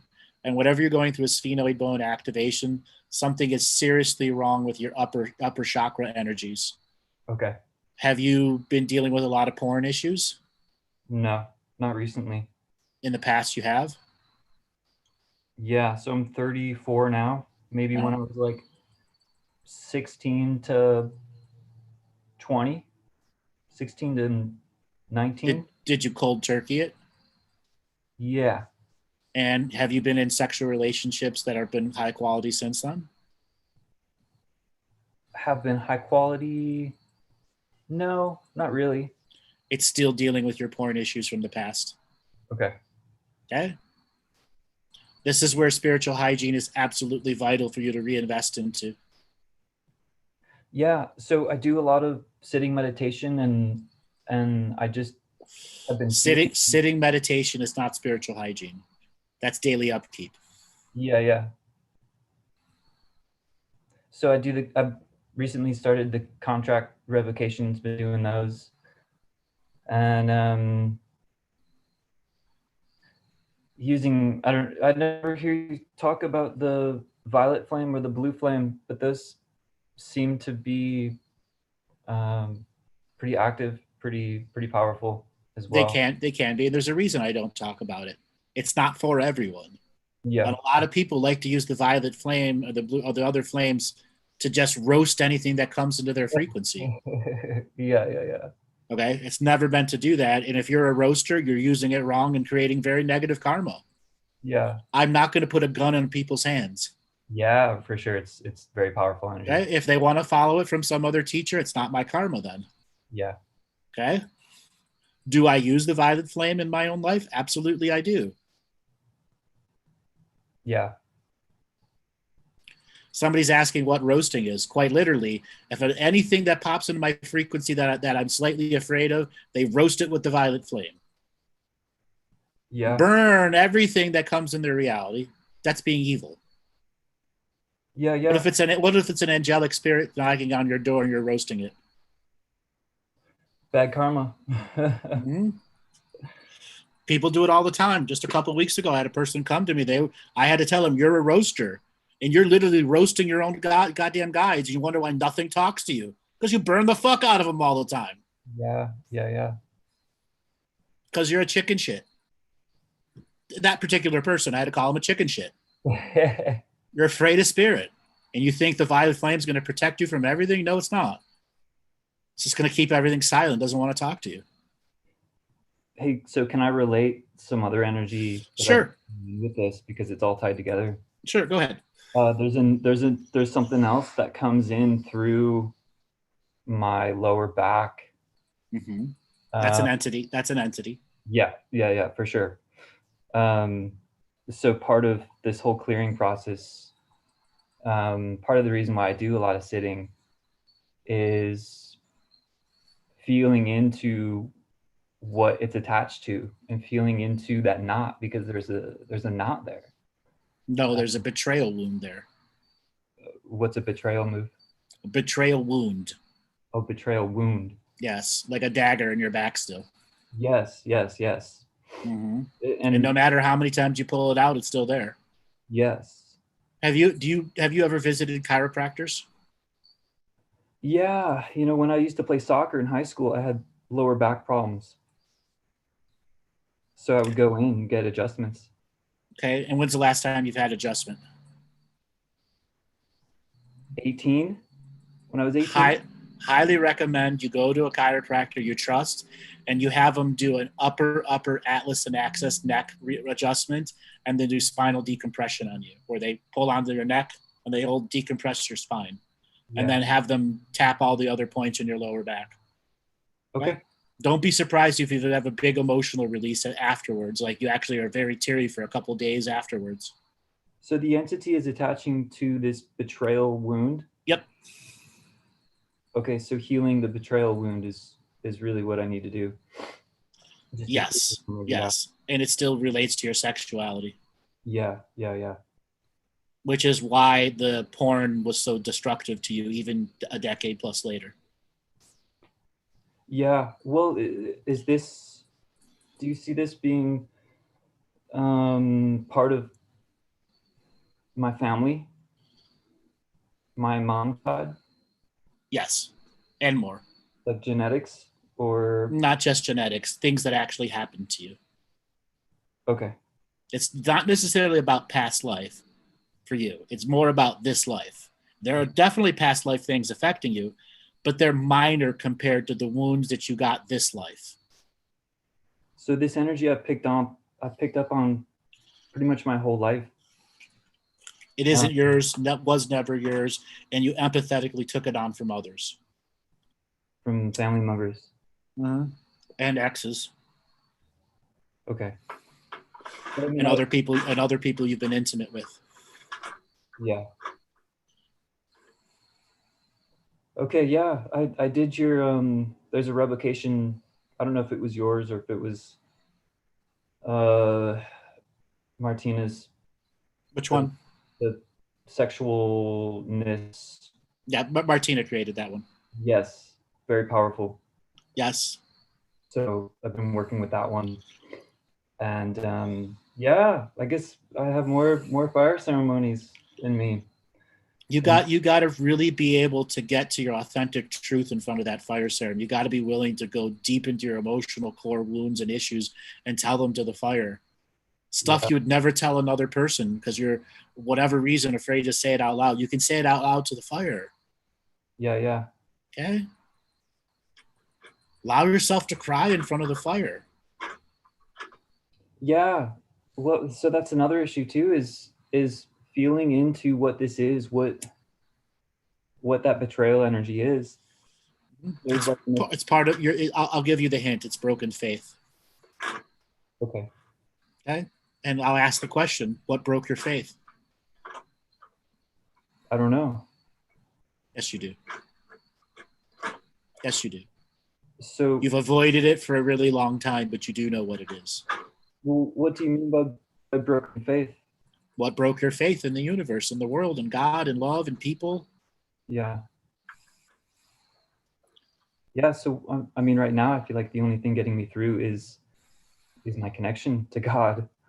But it's a broken connection. It's not full flow. It's very broken. And you're on the path of healing it, but you got to get to the core issue of why it broke in the first place. And then many times it was broken after it was broken. Yeah. Okay. Yeah, for sure. Okay. Hey, there was a lightning strike that hit our house twice in a row last night. Powerful energies. Powerful energies for sure. And maybe a third time, it hit and it was that odd timing when you're sort of in between those two states, right? So you experience multiple places, locations. And that is known as the lightning beings are coming to visit you with inspiration and deep communication and instant access to spiritual energy to do great and wonderful journeys and healings. Yeah, it felt like it was for sure a message. There was something very powerful behind it. And it definitely, because as I've been doing these sittings and as I've been feeling into what this energy is, very much in tune with it. And so this lightning hit and I felt immediately this entity sort of take another look at things and take another sort of check itself. So I felt like it was a message to the entity as well. Right. So add to the contract revocations, add your own words to them. Be willing in front of that fire to cut cords to the negative personalities in your life. Even if they're family members, you don't have to stop loving them. You're stopping the energy exchange. Yeah. You're stopping them from the ability to deposit negative energy in your frequency and steal yours. Yeah, I've been doing that. I've been starting to write my own, just include things. Okay, find a way to get into the flow while you're in front of that fire. Okay, and most people, it takes several fires to really learn how to do it right. Even if you're repeating yourself, repetition is not a bad thing. It can lead to greater illumination. Yeah, absolutely. Do you see any other practices besides the revocations that will help to really clear this stuff out? How crafty are you? Like woodworking crafty or? Any type of crafty. Yeah, I can be crafty. How big is your fire that you're using? Maybe 3-4 feet. You got rocks around it and stuff? I do. So gather more rocks, and instead of making a ring, make a wall on the far side. So what that wall is going to do, so you make that wall about 3-4 feet tall, Okay. and you may need to get some plaster or cement so they stay in place. So it's going to be like a semicircle or a half moon. And the taller you make it, the more heat it's going to reflect towards you. And then what you do is you're going to put your, if this is the wall, you're going to put your wood at an angle and start your fire starter underneath it. It'll make an extremely hot fire that reflects heat back at you. And that reflection of heat will help you burn away more and more stuff. Okay. And then behind that wall, it's probably a good idea for you to start putting crystals and other things to make an altar area, even if it's just a temporary setup. Okay? Yeah, okay. Like if you've got a bunch of small crystals, just lay a towel down there, you know, obviously so it's not going to catch fire, and put a bunch of crystals and some patterns out there. Crafty stuff, it'd probably be a good idea for you to go and actually buy some good fireworking tools, like those metal tongs and a fire poker, and turn those into your ceremonial tools. Okay. Really put a lot of energy. You can glue some crystals to it. Okay. On the other side, if you're good with working with yourself, I can highly recommend that you start brewing your own hard alcohol. And you use that as your fire starter, or you can get a spray bottle and spray it onto the fire during heavy moments of energy. Obviously, you got to be very careful because alcohol is flammable. That's the whole point, though. But you can have some powerful bursts. So what you can do is go get some rubbing alcohol that's 99% or 97% rubbing alcohol and put it into a good quality squirt gun, or, you know, something that allows you to spray and be safe, or a spray bottle, and watch it, the flame just burst up really fast and absorb that energy into you to help move some of the stagnated and ice energy that's inside you. And take on the terminology, I'm choosing to be a fire shaman. I'm choosing that my spirit guide is this fire that I create every time, and that my prayers that are going into this fire are refueling my spirit. Yes, love that. Okay? That's beautiful.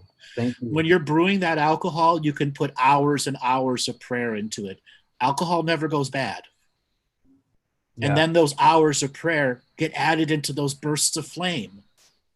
Okay, you can also get some really wet wood, but have some good kindling underneath it, and you put your fresh alcohol you've just made, even though like literally soak the wood in a wheelbarrow overnight, so it's really wet. So you have to produce steam. Yes. And allow yourself, instead of smoke, that steam to enter your body. And we're using the wall-shaped system in the back. It's very easy to get huge volumes of steam to flow through you. Yeah. Okay. Yeah. Beautiful. Okay. Got some homework. Thank you. You could even start with like concrete blocks and lift them up and put rocks in front of them, so you get a really nice wall system going. And it's literally, the idea is reflect heat towards you. Yeah. And what you're going to discover is, oh my God, this fire is cooking me. Okay. Well, yeah, you know, one of the things I've heard you talk about is, you know, hot salt baths, and I had been doing that recently. That definitely stirs something up as well. So salt's the great neutralizer. Absolutely go into float tanks. Yeah. Okay. Sure. Those will be some of your biggest bang for your healing dollars going forward. And everyone out there, float tanks. Yeah. That's 1,000 pounds of Epsom salt and 200 gallons of water. Wow. Okay, cool. And then when you said to incorporate crystals and smaller stones into this, put them behind the wall? Behind the wall, yes. Behind the wall. All right. Yes. And they are amplified. Guardians. Or guardians. Guardians, guides, more energy to the fire. Yeah. Also, when you're cooking yourself, you go to the other side of the fire and sit down next to the crystals and send energy through the crystals into the wall, into the fire. Yeah. And you're going to watch this fire. Literally, you will learn to take command of the fire. You will be able to tell the fire's growth and size and shape and manipulate the flames. And then pull out your cell phone and start taking pictures of the fires. You will find entities in every 10th picture or 8th picture. Yeah. I do it all the time. stuff that will blow your mind when you are spiritually connected with that fire. Awesome. Okay. Very cool. And then there's another element to this I just wanted to ask you about, because I've been curious about it for a while, is noises, like the cracking in the woodwork, the like there's energy transfers going on. What is that? What the So hell's going on? most of the time when you get cracking in the woodwork, that's the house settling. But it could also be the house talking to you. Well, this is everywhere I've lived in the last 10 years. Well, every house settles. Okay. Yeah. Okay. And whenever the temperature or pressure changes, houses settle and expand. Okay. Heats in one area causes the wood to settle and expand. That's the problem with wood-based houses. Not everything is a message from a house, though. Sometimes it's just a cracking noise. Well, it'll be like the cabinets and even like the window pane, and sometimes it's metal. Poor construction. Poor construction. Okay. That's poor construction. That's really what that is. But I'm hearing it all the time. Sure, poor construction and house forever settling. Okay. Not everything is a message. Yeah, no, I didn't think it was a message. It just felt like there were these energy transfers going on. No, it's not. Okay. Sometimes it's just the house settling. Yeah. Okay. Okay, cool. When the hair on the back of your neck goes up, or the arms on your hair arms raise up, then your energy's flowing. Okay. Yeah. Yes. All right. Anything else you want to ask? No, man. That's been super helpful, and thank you for all the suggestions and the tips. And you're welcome. Call back in a month and tell me how things are going. Yes, will do. Thank you. All right, brother. Take it easy. Thanks a lot for calling in. Yes, thank you. All right, Robert. Let's spin up this wheel of callers and see who is next. Alrighty, I think I can pronounce this properly. Love Path 101. Love Path 101. Ba-da-da-ding. Hello. Hello, Michelle. How you doing? I'm doing wonderful. How are you? I'm doing wonderful. How are you doing today? Well, I'm loving the callers. I've related to every single one, so I'm smiling ear to ear. Wonderful. What do you want to talk about today? So Halloween time's coming up, and as an empath and as a psychic, a lot of different energies change, and I'm just kind of curious what we can do with it. First thing is stop identifying as an empath. Okay, true. Okay, you've heard me talk about empath as the lowest skill out there. You are far better than an empath. You're an intuitive. Sure, okay. Okay, stop identifying. Now, when it comes to Halloween energy, there's myth at play. Do most people celebrate Halloween in the world? No. It's pretty much an American thing. Okay, is the guy in Croatia going to have trick-or-treaters coming to his door? No. Okay. What do they do in Mexico? Day of the Dead? Completely different. Now, Halloween, Samhain, etc., is something that's based off of the pagan-based religions that were incorporated and hijacked over the times of the Julian and Gregorian calendar. So you just hijacked those special dates. That's all that they did, and try to overwrite them with their own religion. Does that mean demonic spirits are present? No. But when you have a world that's giving you all these evil Halloween shows, yes, that can create some negative energies. So how does one deal with it? Deconstruct the myth first. I'm giving candy out from kids coming to my door in joy and happiness, and that's why I'm doing it. Do those kids come scary? No. They're innocent in a costume. They're Spider-Man and Wonder Woman, and sometimes they're dressed up like, slutty elves. Whatever. Okay. I love how you shifted everything, and I love it. And you're so right. And when you do experience, because I do feel like it is, they call it the veil thinning, and I feel that. So maybe on a normal day, I wouldn't see anything, but every day in October, you see things. And I think as Halloween comes, it gets closer.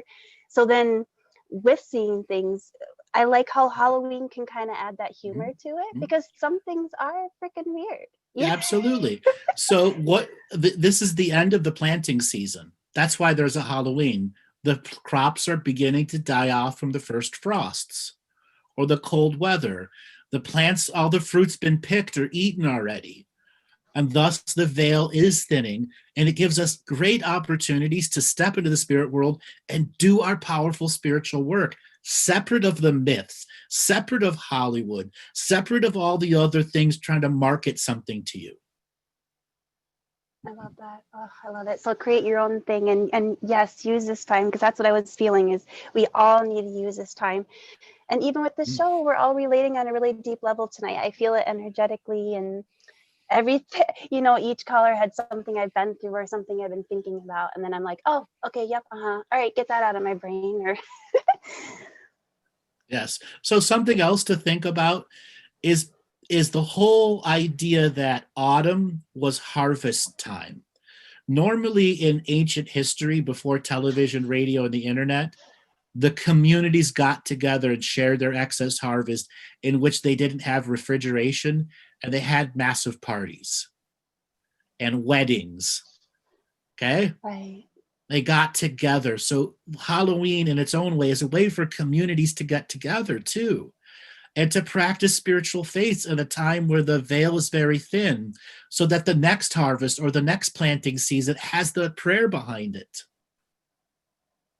Yes, preparing. Yes, I love it, and accepting that ending and that. Right. Yeah. And connecting to the winter spirits that are coming. We need to write a book about this Halloween story. Yes, we do.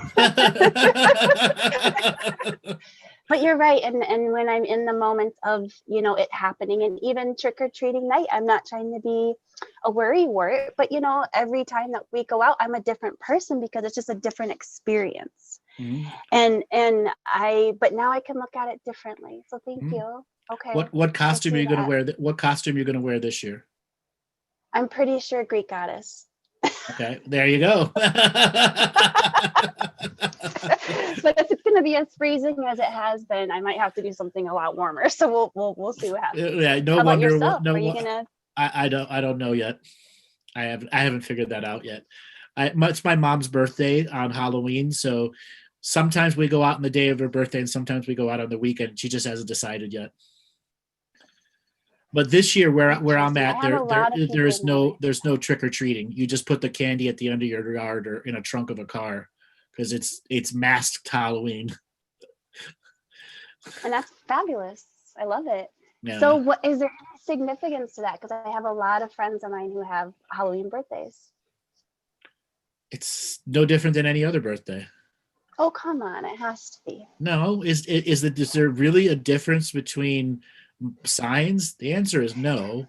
Even though people may identify with it, there are plenty of people that look at cancer and they're born under a cancer sign. I'm nothing like that. I don't believe in astrology. You still have to believe into it. But isn't there, because of the energy that we all believe in for those dates, there's nothing with that to be put within that? My mom is Greek Orthodox and doesn't give a shit about the lesson of energies. Okay? It doesn't affect her.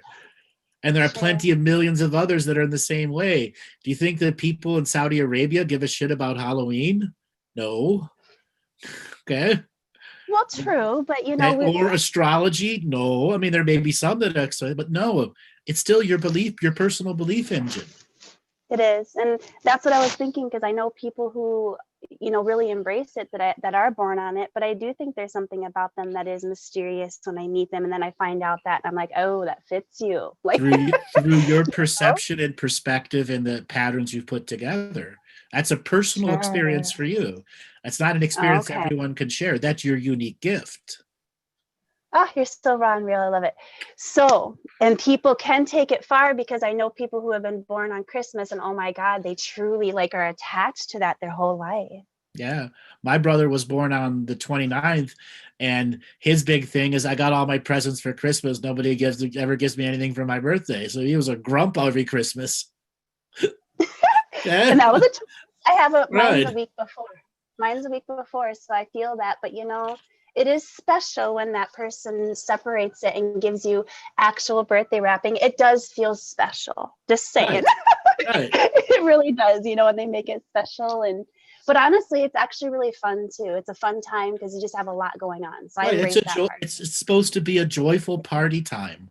That's what the month of Harvest October is.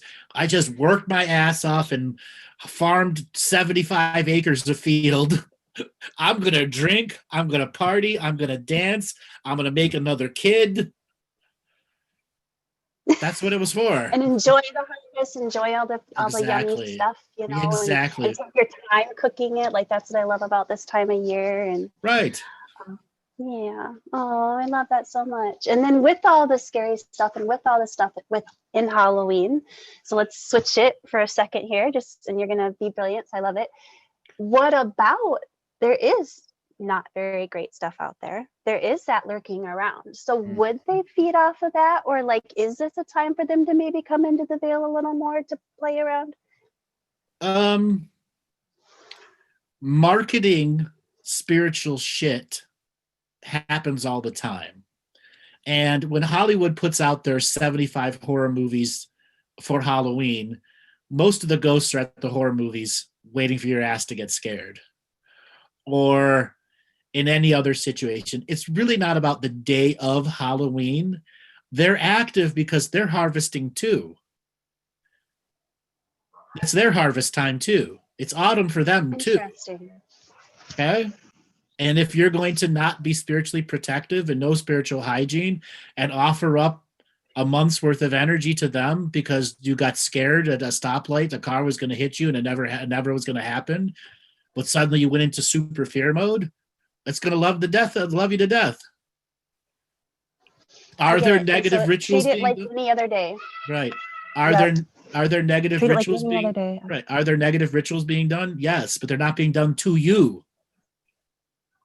Right. I get you. Oh, I love that. And they are there, but they're there all the time. And this day is no different. Exactly. Right. It just has been. They just, you know, whatever it is, domination and control just does a damn good job of putting that in our brains. Yep. Great marketing. Okay. It's great marketing is what it is. It is. And then even, you know, just if you read a good mystical book or anything, Halloween's always brought up and always this time of something, you know what I mean? So you do connect it with that. And then I guess with the feelings, you do feel things. And so you, I guess I just assumed that that's what it was, but it's just because of the added energy that I put to that day myself and give it power. The myth, right. The myth you've created for it. Yes. Oh, well, that's going to be gone this year. Thank you. I appreciate that. You're welcome. Thanks for calling in. All right, wonderful. Have a great night. Thanks to all the callers. We'll talk soon. All right, yep, Robert. Bye-bye. All right, Robert. Let's bring on Monty. Coming up, Monty. Boop, boop. There we go. I'm here. Hello. That question, stay muted or mute. Oh, what do I do? Pressure. At least you didn't stub your toe like the first two people. No. Hello, everyone. How's it going today? Yeah, good. My cat alarm went off early this morning, so a little bit tired. She was throwing up, so like, yeah, I'll wake up now. So, and I don't know if it was something she ate, but she's cough drops. So yeah, and I just finished watching 6 seasons of Justified. So if I start speaking with a Kentucky accent, I am so sorry about that. Yeah, welcome. Something's covering your camera. I was just going to say, thank you. Yes. Oh, so look, I'm real. Yeah. Yes. So this TV show that I told Monty to watch was Justified, and one of the stars in it is Timothy Oliphant, and there's some really great character actors in it. I highly recommend you guys go and binge watch this TV series. Great stories, great acting. Monty, what did you think of the series? It is a great lesson in storytelling. Exactly. And yes, I'm going to buy the box set. Yeah. I knew it. He's like, I watched the first season and a half, and I'm not going to buy the box set. I'm like, wait till season 4. Dewey Crow. Yes.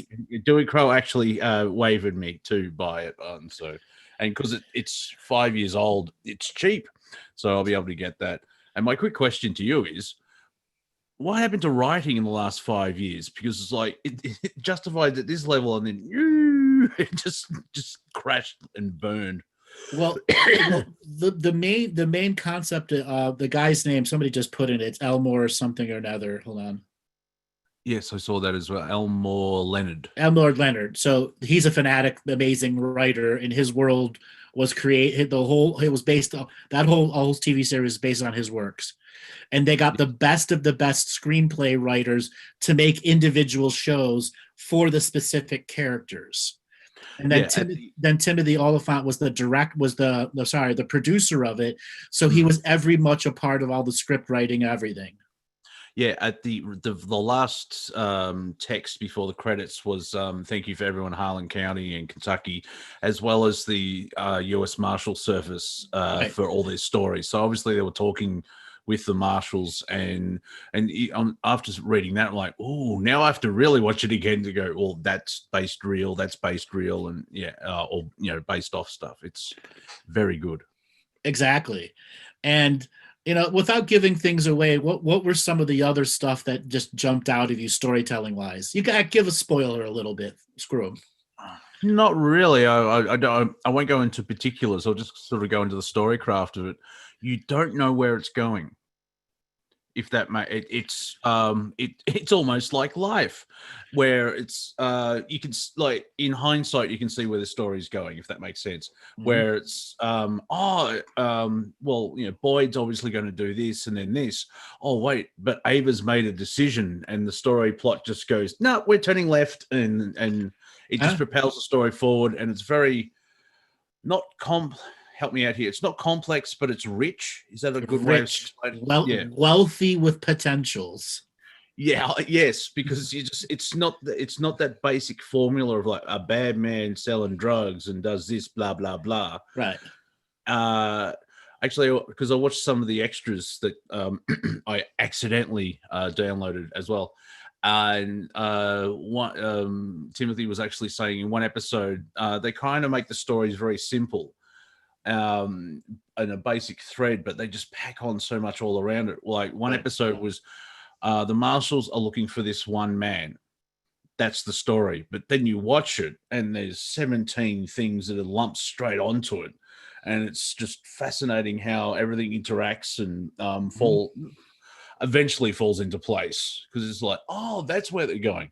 And that's the good thing, where I think that's why the writing works so well and it was so popular. Mind you, I don't know if it's a Mandela effect. Never heard of it till you said, have you heard of a show called Justified?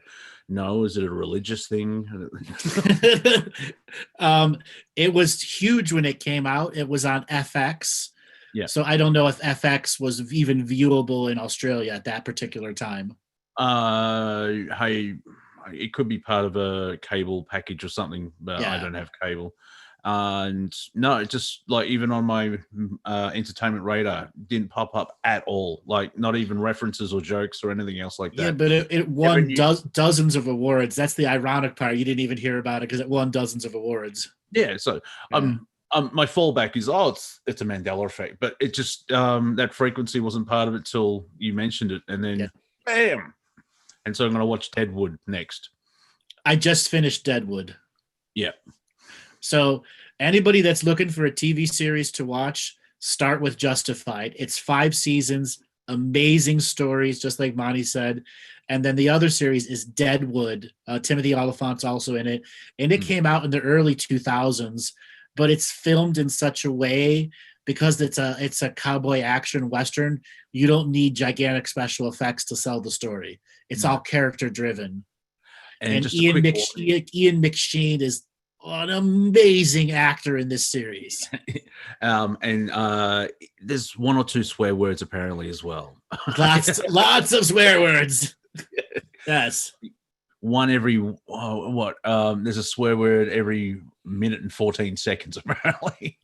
Something crazy like that. Yes. Yeah, so I'm fine with it. So just, if anyone picks up and is like, this is not like Lost, F. Exactly. Unfortunately, Deadwood got cancelled, but they were allowed to do a movie. So there's 3 seasons and a movie. So oh, I didn't realize there was a movie. I'll have to watch the movie because that was season 3 was a fucking cliffhanger. It left me. I'm like, no, what are you doing? Oh yeah, there's so many series like that. Terminator: The Sarah Connor Chronicles that ended on a cliffhanger, and then it got cancelled. I was like, oh, that's the thing. Like, someone has put forward the theory that Team Dark, they cut off stories to piss us off. Just like they probably do. They probably do. Netflix is renowned for it. Like, this show's really popular and it's gone 3 seasons, so we'll cancel it because we want to upset everybody. Blah blah blah blah blah. I'm like, oh, for the love of right. Somebody was asking about the TV series American Gods. Incredible goddamn show. Ian McShane, amazing. Are we going to get another season? They said they are, but this entire year of filming is gone, so who knows if it'll actually get another season. Yeah, which is kind of good because other crap things are still. Apparently, soap operas have been trying to create content, but they've got the social distancing, so everyone's having an argument 8 feet away from each other. If that's what it takes to kill the soap industry, so be it. Oh yes. Now, a question that someone asked me a couple of weeks ago, and I finally can ask about it because. Are you aware what's happening in Nigeria at the moment? What, the revolution? Basically, yeah, because I think the authorities are shooting kids that are protesting. Yes, the police are attacking them. The kids are attacking the police. Yes, that's been going on there for a really long time. That's nothing new. Yeah. Well, it's popped up, okay, because a guy that I used to do acting classes with, he's Nigerian born, has an American accent, lives in Australia. Welcome to Earth, everybody.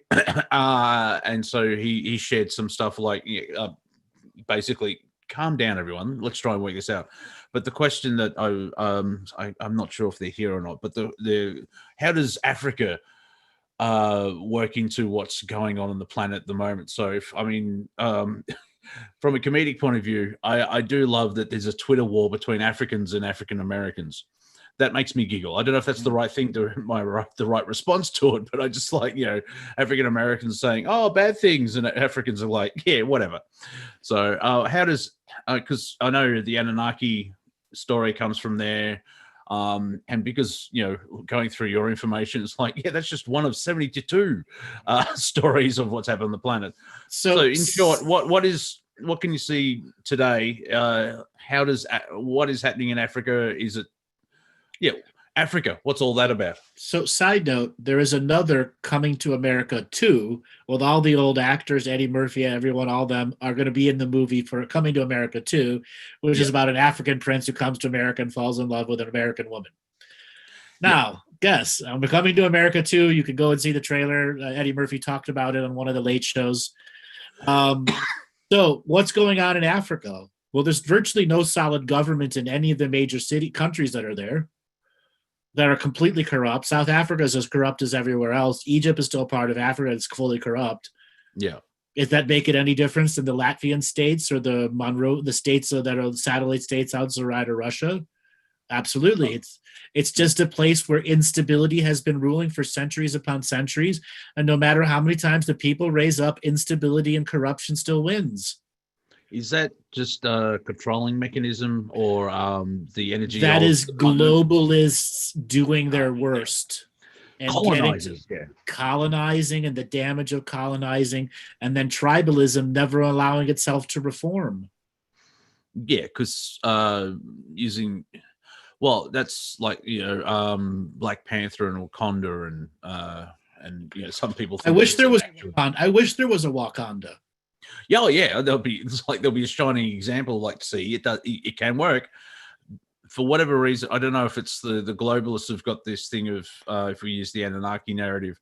Well, we used to rule the old times, so let's rule. But it's the only sort of continent out of the 6, because Antarctica is special.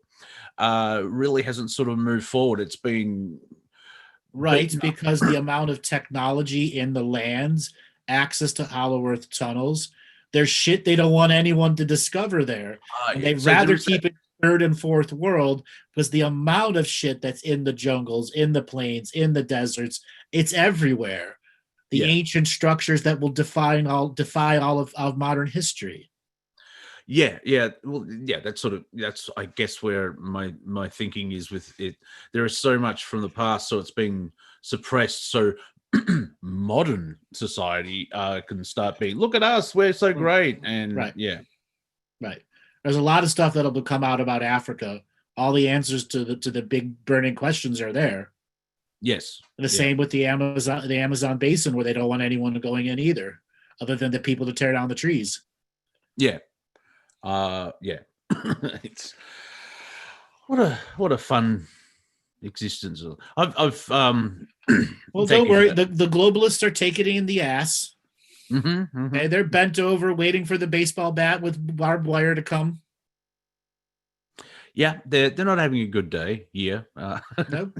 Okay, doesn't matter what political party you believe in, they own both of them. Yeah, well, later on, I'll be watching a comedy called The Third Presidential Debate. I watch it so you don't have to. So it is kind of research for my roundtable, because guess what? They'll talk about that on Wednesday. I'm going to choose not to watch it. I'm going to catch the highlights, and that's it. And maybe there'll be another fly. Yeah, well, vote fly, everyone. Vote fly, exactly. It's the setup. Now, I'm not trying to convert you to go watch it. Just wait for the highlights. But you've got apparently you've got a left-leaning moderator. They've got mute buttons, so that's going to be fascinating. No, they're only using mute, as far as I know, one mute button for their opening 2 minutes, and then they're not going to use the mute button after that. Yeah, Andrew, are you new? This is your first go around Earth. Do you really see them sticking to that? Because I guarantee you, Trump can't let him go 2 minutes without saying anything. Yeah, and vice versa. Right. And more Trump. He's more of Joe's an interrupter, but nowhere near the volume of Trump. Come on, you have to. Oh well, yeah, that's that New York ego, and no disrespect to New Yorkers. But yeah, will Hunter Biden be? It's a fascinating thing, basically, to watch. So if you like watching a train wreck, have a look. But I would go mainly with what Andrew's doing. Is like wait till it's over and then just see how everyone that you know react to it, like the mainstream media and just the Hunter Biden scandal. Well, with all the people purged off of Facebook, all the cures purged off of Facebook, it's going to be a totally different way, because people aren't going to be able to vent the way they do. They're going to try to go on Parler and Twitter and all these other things, and then they're going to get their accounts banned. Okay? Yeah. Which I lost 735 friends off my list this week, and it's not because they unfriended me; their accounts got banned. Yeah, they're actually the deleted personal accounts. Yes. And because so they were sharing the Hunter Biden stuff, or whatever else was in their terms of service. Yes, it's a bad look from the big tech companies, basically. Well, the big tech believes you don't have your freedom of speech on my platform. My platform is based off of my big tech's freedom of speech. I choose who I censor. Yes, that's their belief, right? Well, they're either a publisher or something, or a platform, and they dance around that, right? And it's getting to the point where a decision has to be made. Well, no decisions are ever going to be made. I know. Are you kidding? Come on. No, as you've told me, I've been here a very long time, and that was enough information for me. It's like, yeah, I'm tired. Especially this week, like how you said, you had to sleep. Like, yep, I was, go to bed at 11 and at 3 a.m. No, really, I'd like to go to sleep now. And then woke up midday. Yeah, mine was 5:50. I'm pushing 5:15 and still can't sleep. Yeah, it's weird. Like during the night, I'm like, I've done 18 lines of speed. Okay, let's do something here. And then, finally get to sleep, have enough sleep dream time, wake up. And I'm like, oh, okay, yeah, cool. I'll just go through the day. And then 4 hours later, it's time for one of those zap naps. And then an hour and a half disappears. So exactly. But then you're on one of those moments you get to have those powerful dreams. Oh yeah, I'm a black screen because I'm outside. Turn the video back off. You can watch the unicorn drag ass over here. I was going to say, unless the nose is sharing wonderful information again. Yeah, I forgot to turn the outside light on because it's autumn over here and getting darker and darker and darker. I used to stay out here till 9:30 at night and still be light. Well, I'm still getting used to that where it's light because we've gone into daylight savings and, it's still light at 7:30. I'm like, what? It's thrown everything off because, my relationship with time of like, oh, you're here, are you? And it's kind of weird. Mm-hmm. And then when you change out of daylight savings to standard time, it moves an hour again. So half the year I'm at 6 p.m. and the other half of the year it's 4 p.m. It's so weird how the time zones shift 2 hours overall. And yeah, it's fun. Basically, yes. Very fun. Illuminati Time Wars. Yep. We're gonna fuck with them by changing the clocks twice a year. Yeah, because and there is a health issue with that. A lot of people who are really into the 3D existence, just changing it by an hour in their own time zone because we have to interact with other time zones. Apparently, there's like heart attacks and breakdowns, and because it's it's very unnatural for the body to shift its sleeping or cicada or however you said circadian rhythms, not cicada rhythms. Every 13 years I have a rhythm. As I said to someone before, like I don't remember information, I just remember comedy. So I just retain the information to make it funny. I'm not here to help people, or am I? So Monty, what have you noticed about the great purge of Halloween 2020? Oh well, a lot of big guys got kicked off. Edge of Wonder, iPot, X22 report, they're all gone. Yeah, all these people I have no idea existed till they disappeared. You can discover them. The hole they left was like, oh, all right. It's. I'm from the conspiracy world. We're known about this, especially running up to the election. It wasn't the first shot fired, but the biggest first shot was Alex Jones getting deplatformed. And the big tech companies believe we'll take Trump out by not letting people talk to each other, which reinforces that they're all against Trump. Like with Alex Jones, he's a conspiracy theorist. He's got this idea that the big tech companies are going to censor you for what you say, and so they deplatform you for what he said. So they just reinforced it's not a theory, but they reinforced the conspiracy of it. Yeah. And the irony, a bunch of my friends that got booted off of Facebook, I had an "I told you" moment with them. I said, I told you it's coming. The more and more you do, the more you're going to all your channels, their entire business is screwed. So they're getting on Parler and BitChute, and they're discovering Parler and BitChute is shadow banning and stopping people because they can't stop people from making death threats. Okay. Yeah. And you kicked off some really angry people off of a lot of platforms who were so angry they went onto these other platforms and started making death threats right away in the comments. Yeah, I had the thought of like, I'm too small, so I don't think I'll get kicked off Facebook. But if I did, we're like, well, that's going to be a lot of small guys got kicked off for reposting posts. And I give everyone the fair warning. If you don't want to lose your Facebook, stop posting shit for the next 30 days that is related to the election, either side. Okay? I'm basically sharing memes, but it's not like here's a conspiracy wake up type of truth of me.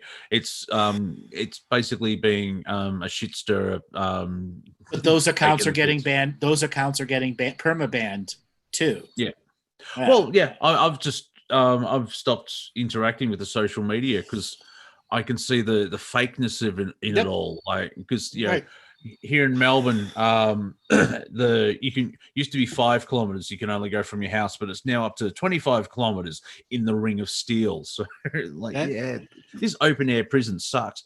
But a friend of mine who lives in the country compared to me in the city, you can go see your friends, and it's like, well, all of them are online. So I don't actually have much physical experience with people. That could be slightly sad, or it's part of my hermit experience, and I need to obviously get friends that I can be in the same room with. But in lockdown and all wearing a mask, it's great.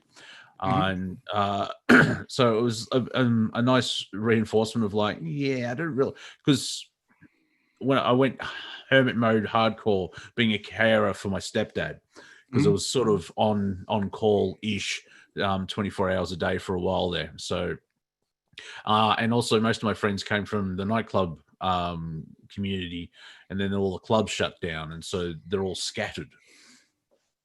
Scattered to the four winds. Yep. It was the great purge of the DJ Monty. Yes.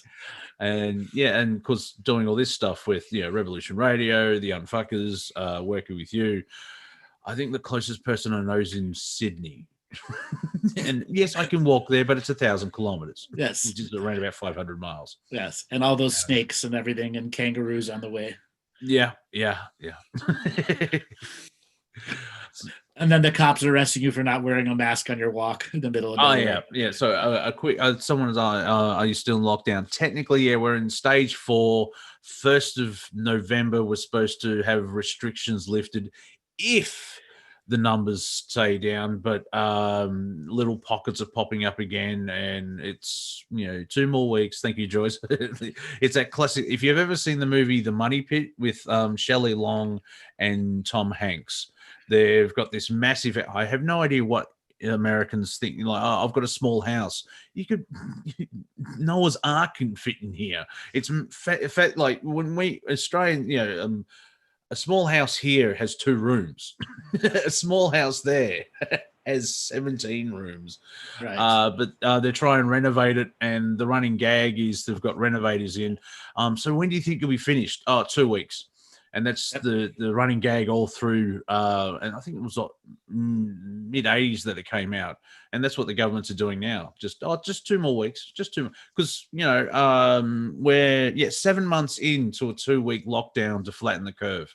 That's what I said back in March. It's going to be 2 more weeks, 2 more weeks, 2 more weeks, and 2 more weeks, and 2 more weeks, and then 2 more weeks, and then 2 more weeks. Yep. Yeah, so on my event line, I'm just getting to the election. Then the next event after that is the election result. And who knows and then where that the is. transition of power, and then somebody takes over, and then the real shit starts. Basically, yeah, because I'm, dropping a stone into a pond and seeing the ripples go out. So, I mean, it's just going to be chaos in the United States. But it'd be fascinating to watch if it's Biden or Trump or Kamala and Trump, and however it unfolds, the ripples that goes out globally, because the comedian in me is like, Trump should get back in just to piss off the leftists, because they've been insane for 4 years. So imagine when he gets back in, just bang. Well, as I said, whoever wins, it doesn't matter. The globalists own both sides. Yeah. Whoever wins, the other party falls apart. My industry goes crazy. I get a lot more listeners. Okay. Yeah. And if Trump doesn't win, all you poor Q supporters who've been deplatformed, come on in. We have call-in shows. Let us help you work on that shadow. Yes, that trauma is going to be intense. Yeah. And that's why I stopped sort of asking you. So when's this great shift and humanity breaks free? 2035. I'm like, oh, whatever. It is fascinating where from the light worker industry, there's supposed to be a solar flash on the summer or winter solstice on 21st of December. I'm like, here, you've just given me a date. Good luck with that. Mm-hmm.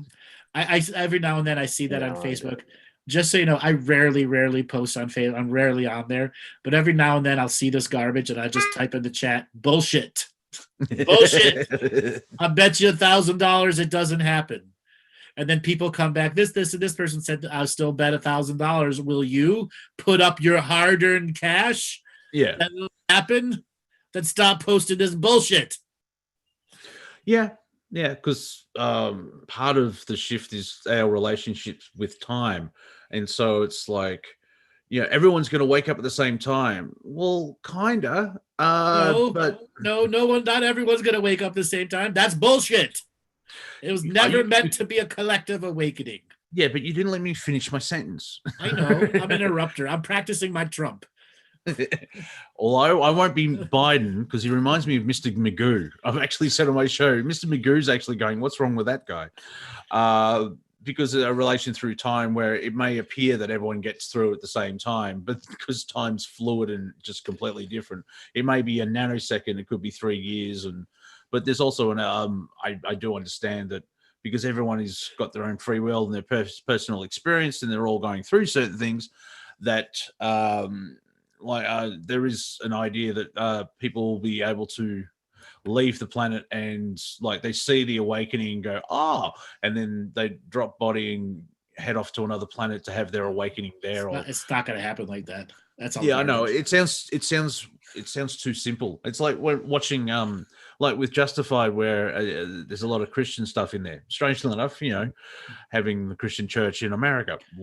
But the story, I just keep thinking the story from here's God, like, it's so the story from the Bible or just the Christian church story is so watered down and simple, where you're created, you have a life by God, you've got free, you can do anything and God gives you everything, and then you die and end up in heaven, and that's it.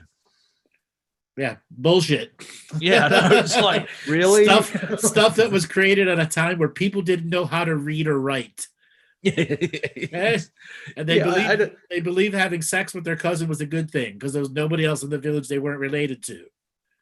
Well, there is, yeah. Yes, I won't say anything about Kentucky. I do want to go there to Kentucky, even though the show was never made in Kentucky. It was all done in California. I'm fascinated. I mentioned on a private call with you and Robert where at least, apart from the racism, the South sounds very awesome, and they're so polite. Like there's that Southern hospitality. It can be if you like fried chicken and biscuits and gravy and unique cooking styles and barbecue. It's an amazing place. Take the rampant racism out. Beautiful place to live and love. Yes, yeah, that's basically it. Because there's that gentlemanly respect. Yep. Which is from the old school, except for that person looks different, so we hate them. It's like, it's just, apart from that little bit, just the hint of racism, get rid of that. Yes. All right, Monty, we're at the end of the show. Tomorrow we're going to be having a comedy show, but we're going to be having 2 comedy shows in a row before the election and after the election. So, or are we having technically 3 in a row? Yeah, because we're fortnightly. Yes. So we're going to have 3 in a row. Yeah, so we are going to be having 3 comedy shows in a row. Next, this coming Friday is the first one. So everyone that's listening here right now, you will tune into the comedy show and you will have fun. Okay? And then the comedy show after that is the week before the election. We may have some special guests show up. Ooh, you never know. And then after the election, we're doing another comedy show on purpose, bookending the shows because there's some shit that's gonna go down. Yeah, hopefully it's done by that. Yeah. Also, I'd like to point out because we're on Zoom, everyone's going to wear pants, and we don't need to relieve ourselves. Did you see that story? Yes, about Matt Tobin that accidentally masturbated during a Zoom call. Yeah, accidentally. Yeah, right after. Yeah, after a business call, it's like, oh, that's finished, so I'll just rub one out. Yep. He was probably rubbing one out during the video. Yeah, I know. So that's where you got the hashtag. I think it's Zoom wank. It's the hashtag. Yeah, Zoom wank. Sorry, I broke up the flow of ending the show, but I just want to point out, we're all wearing pants on this Zoom call. Exactly. All right, Monty, why don't you give people a way to get a hold of you? While it's still possible, I'm on Facebook as Monty Dean, on Instagram Monty.Dean, as well as on Twitter at Real Monty Dean, as well as my YouTube channel, which is Wafer Thin Entertainment. And last time I checked, I have 441 subscribers. So thank you for everyone who subbed. Now, if you can just go around and tell 2 people, I can get over 1,000 and get monetized. Yay! You all know who I am. You go to my website, andrewbartzis.com, sign up for the newsletter, get a bunch of free stuff to help you on your spiritual journey. I'm also on Facebook, YouTube, Twitter, Twitch, and a bunch of other places. We will be back tomorrow, 6 p.m. Eastern Time, for the first of 3 in a row comedy shows. All right, Robert, take us away.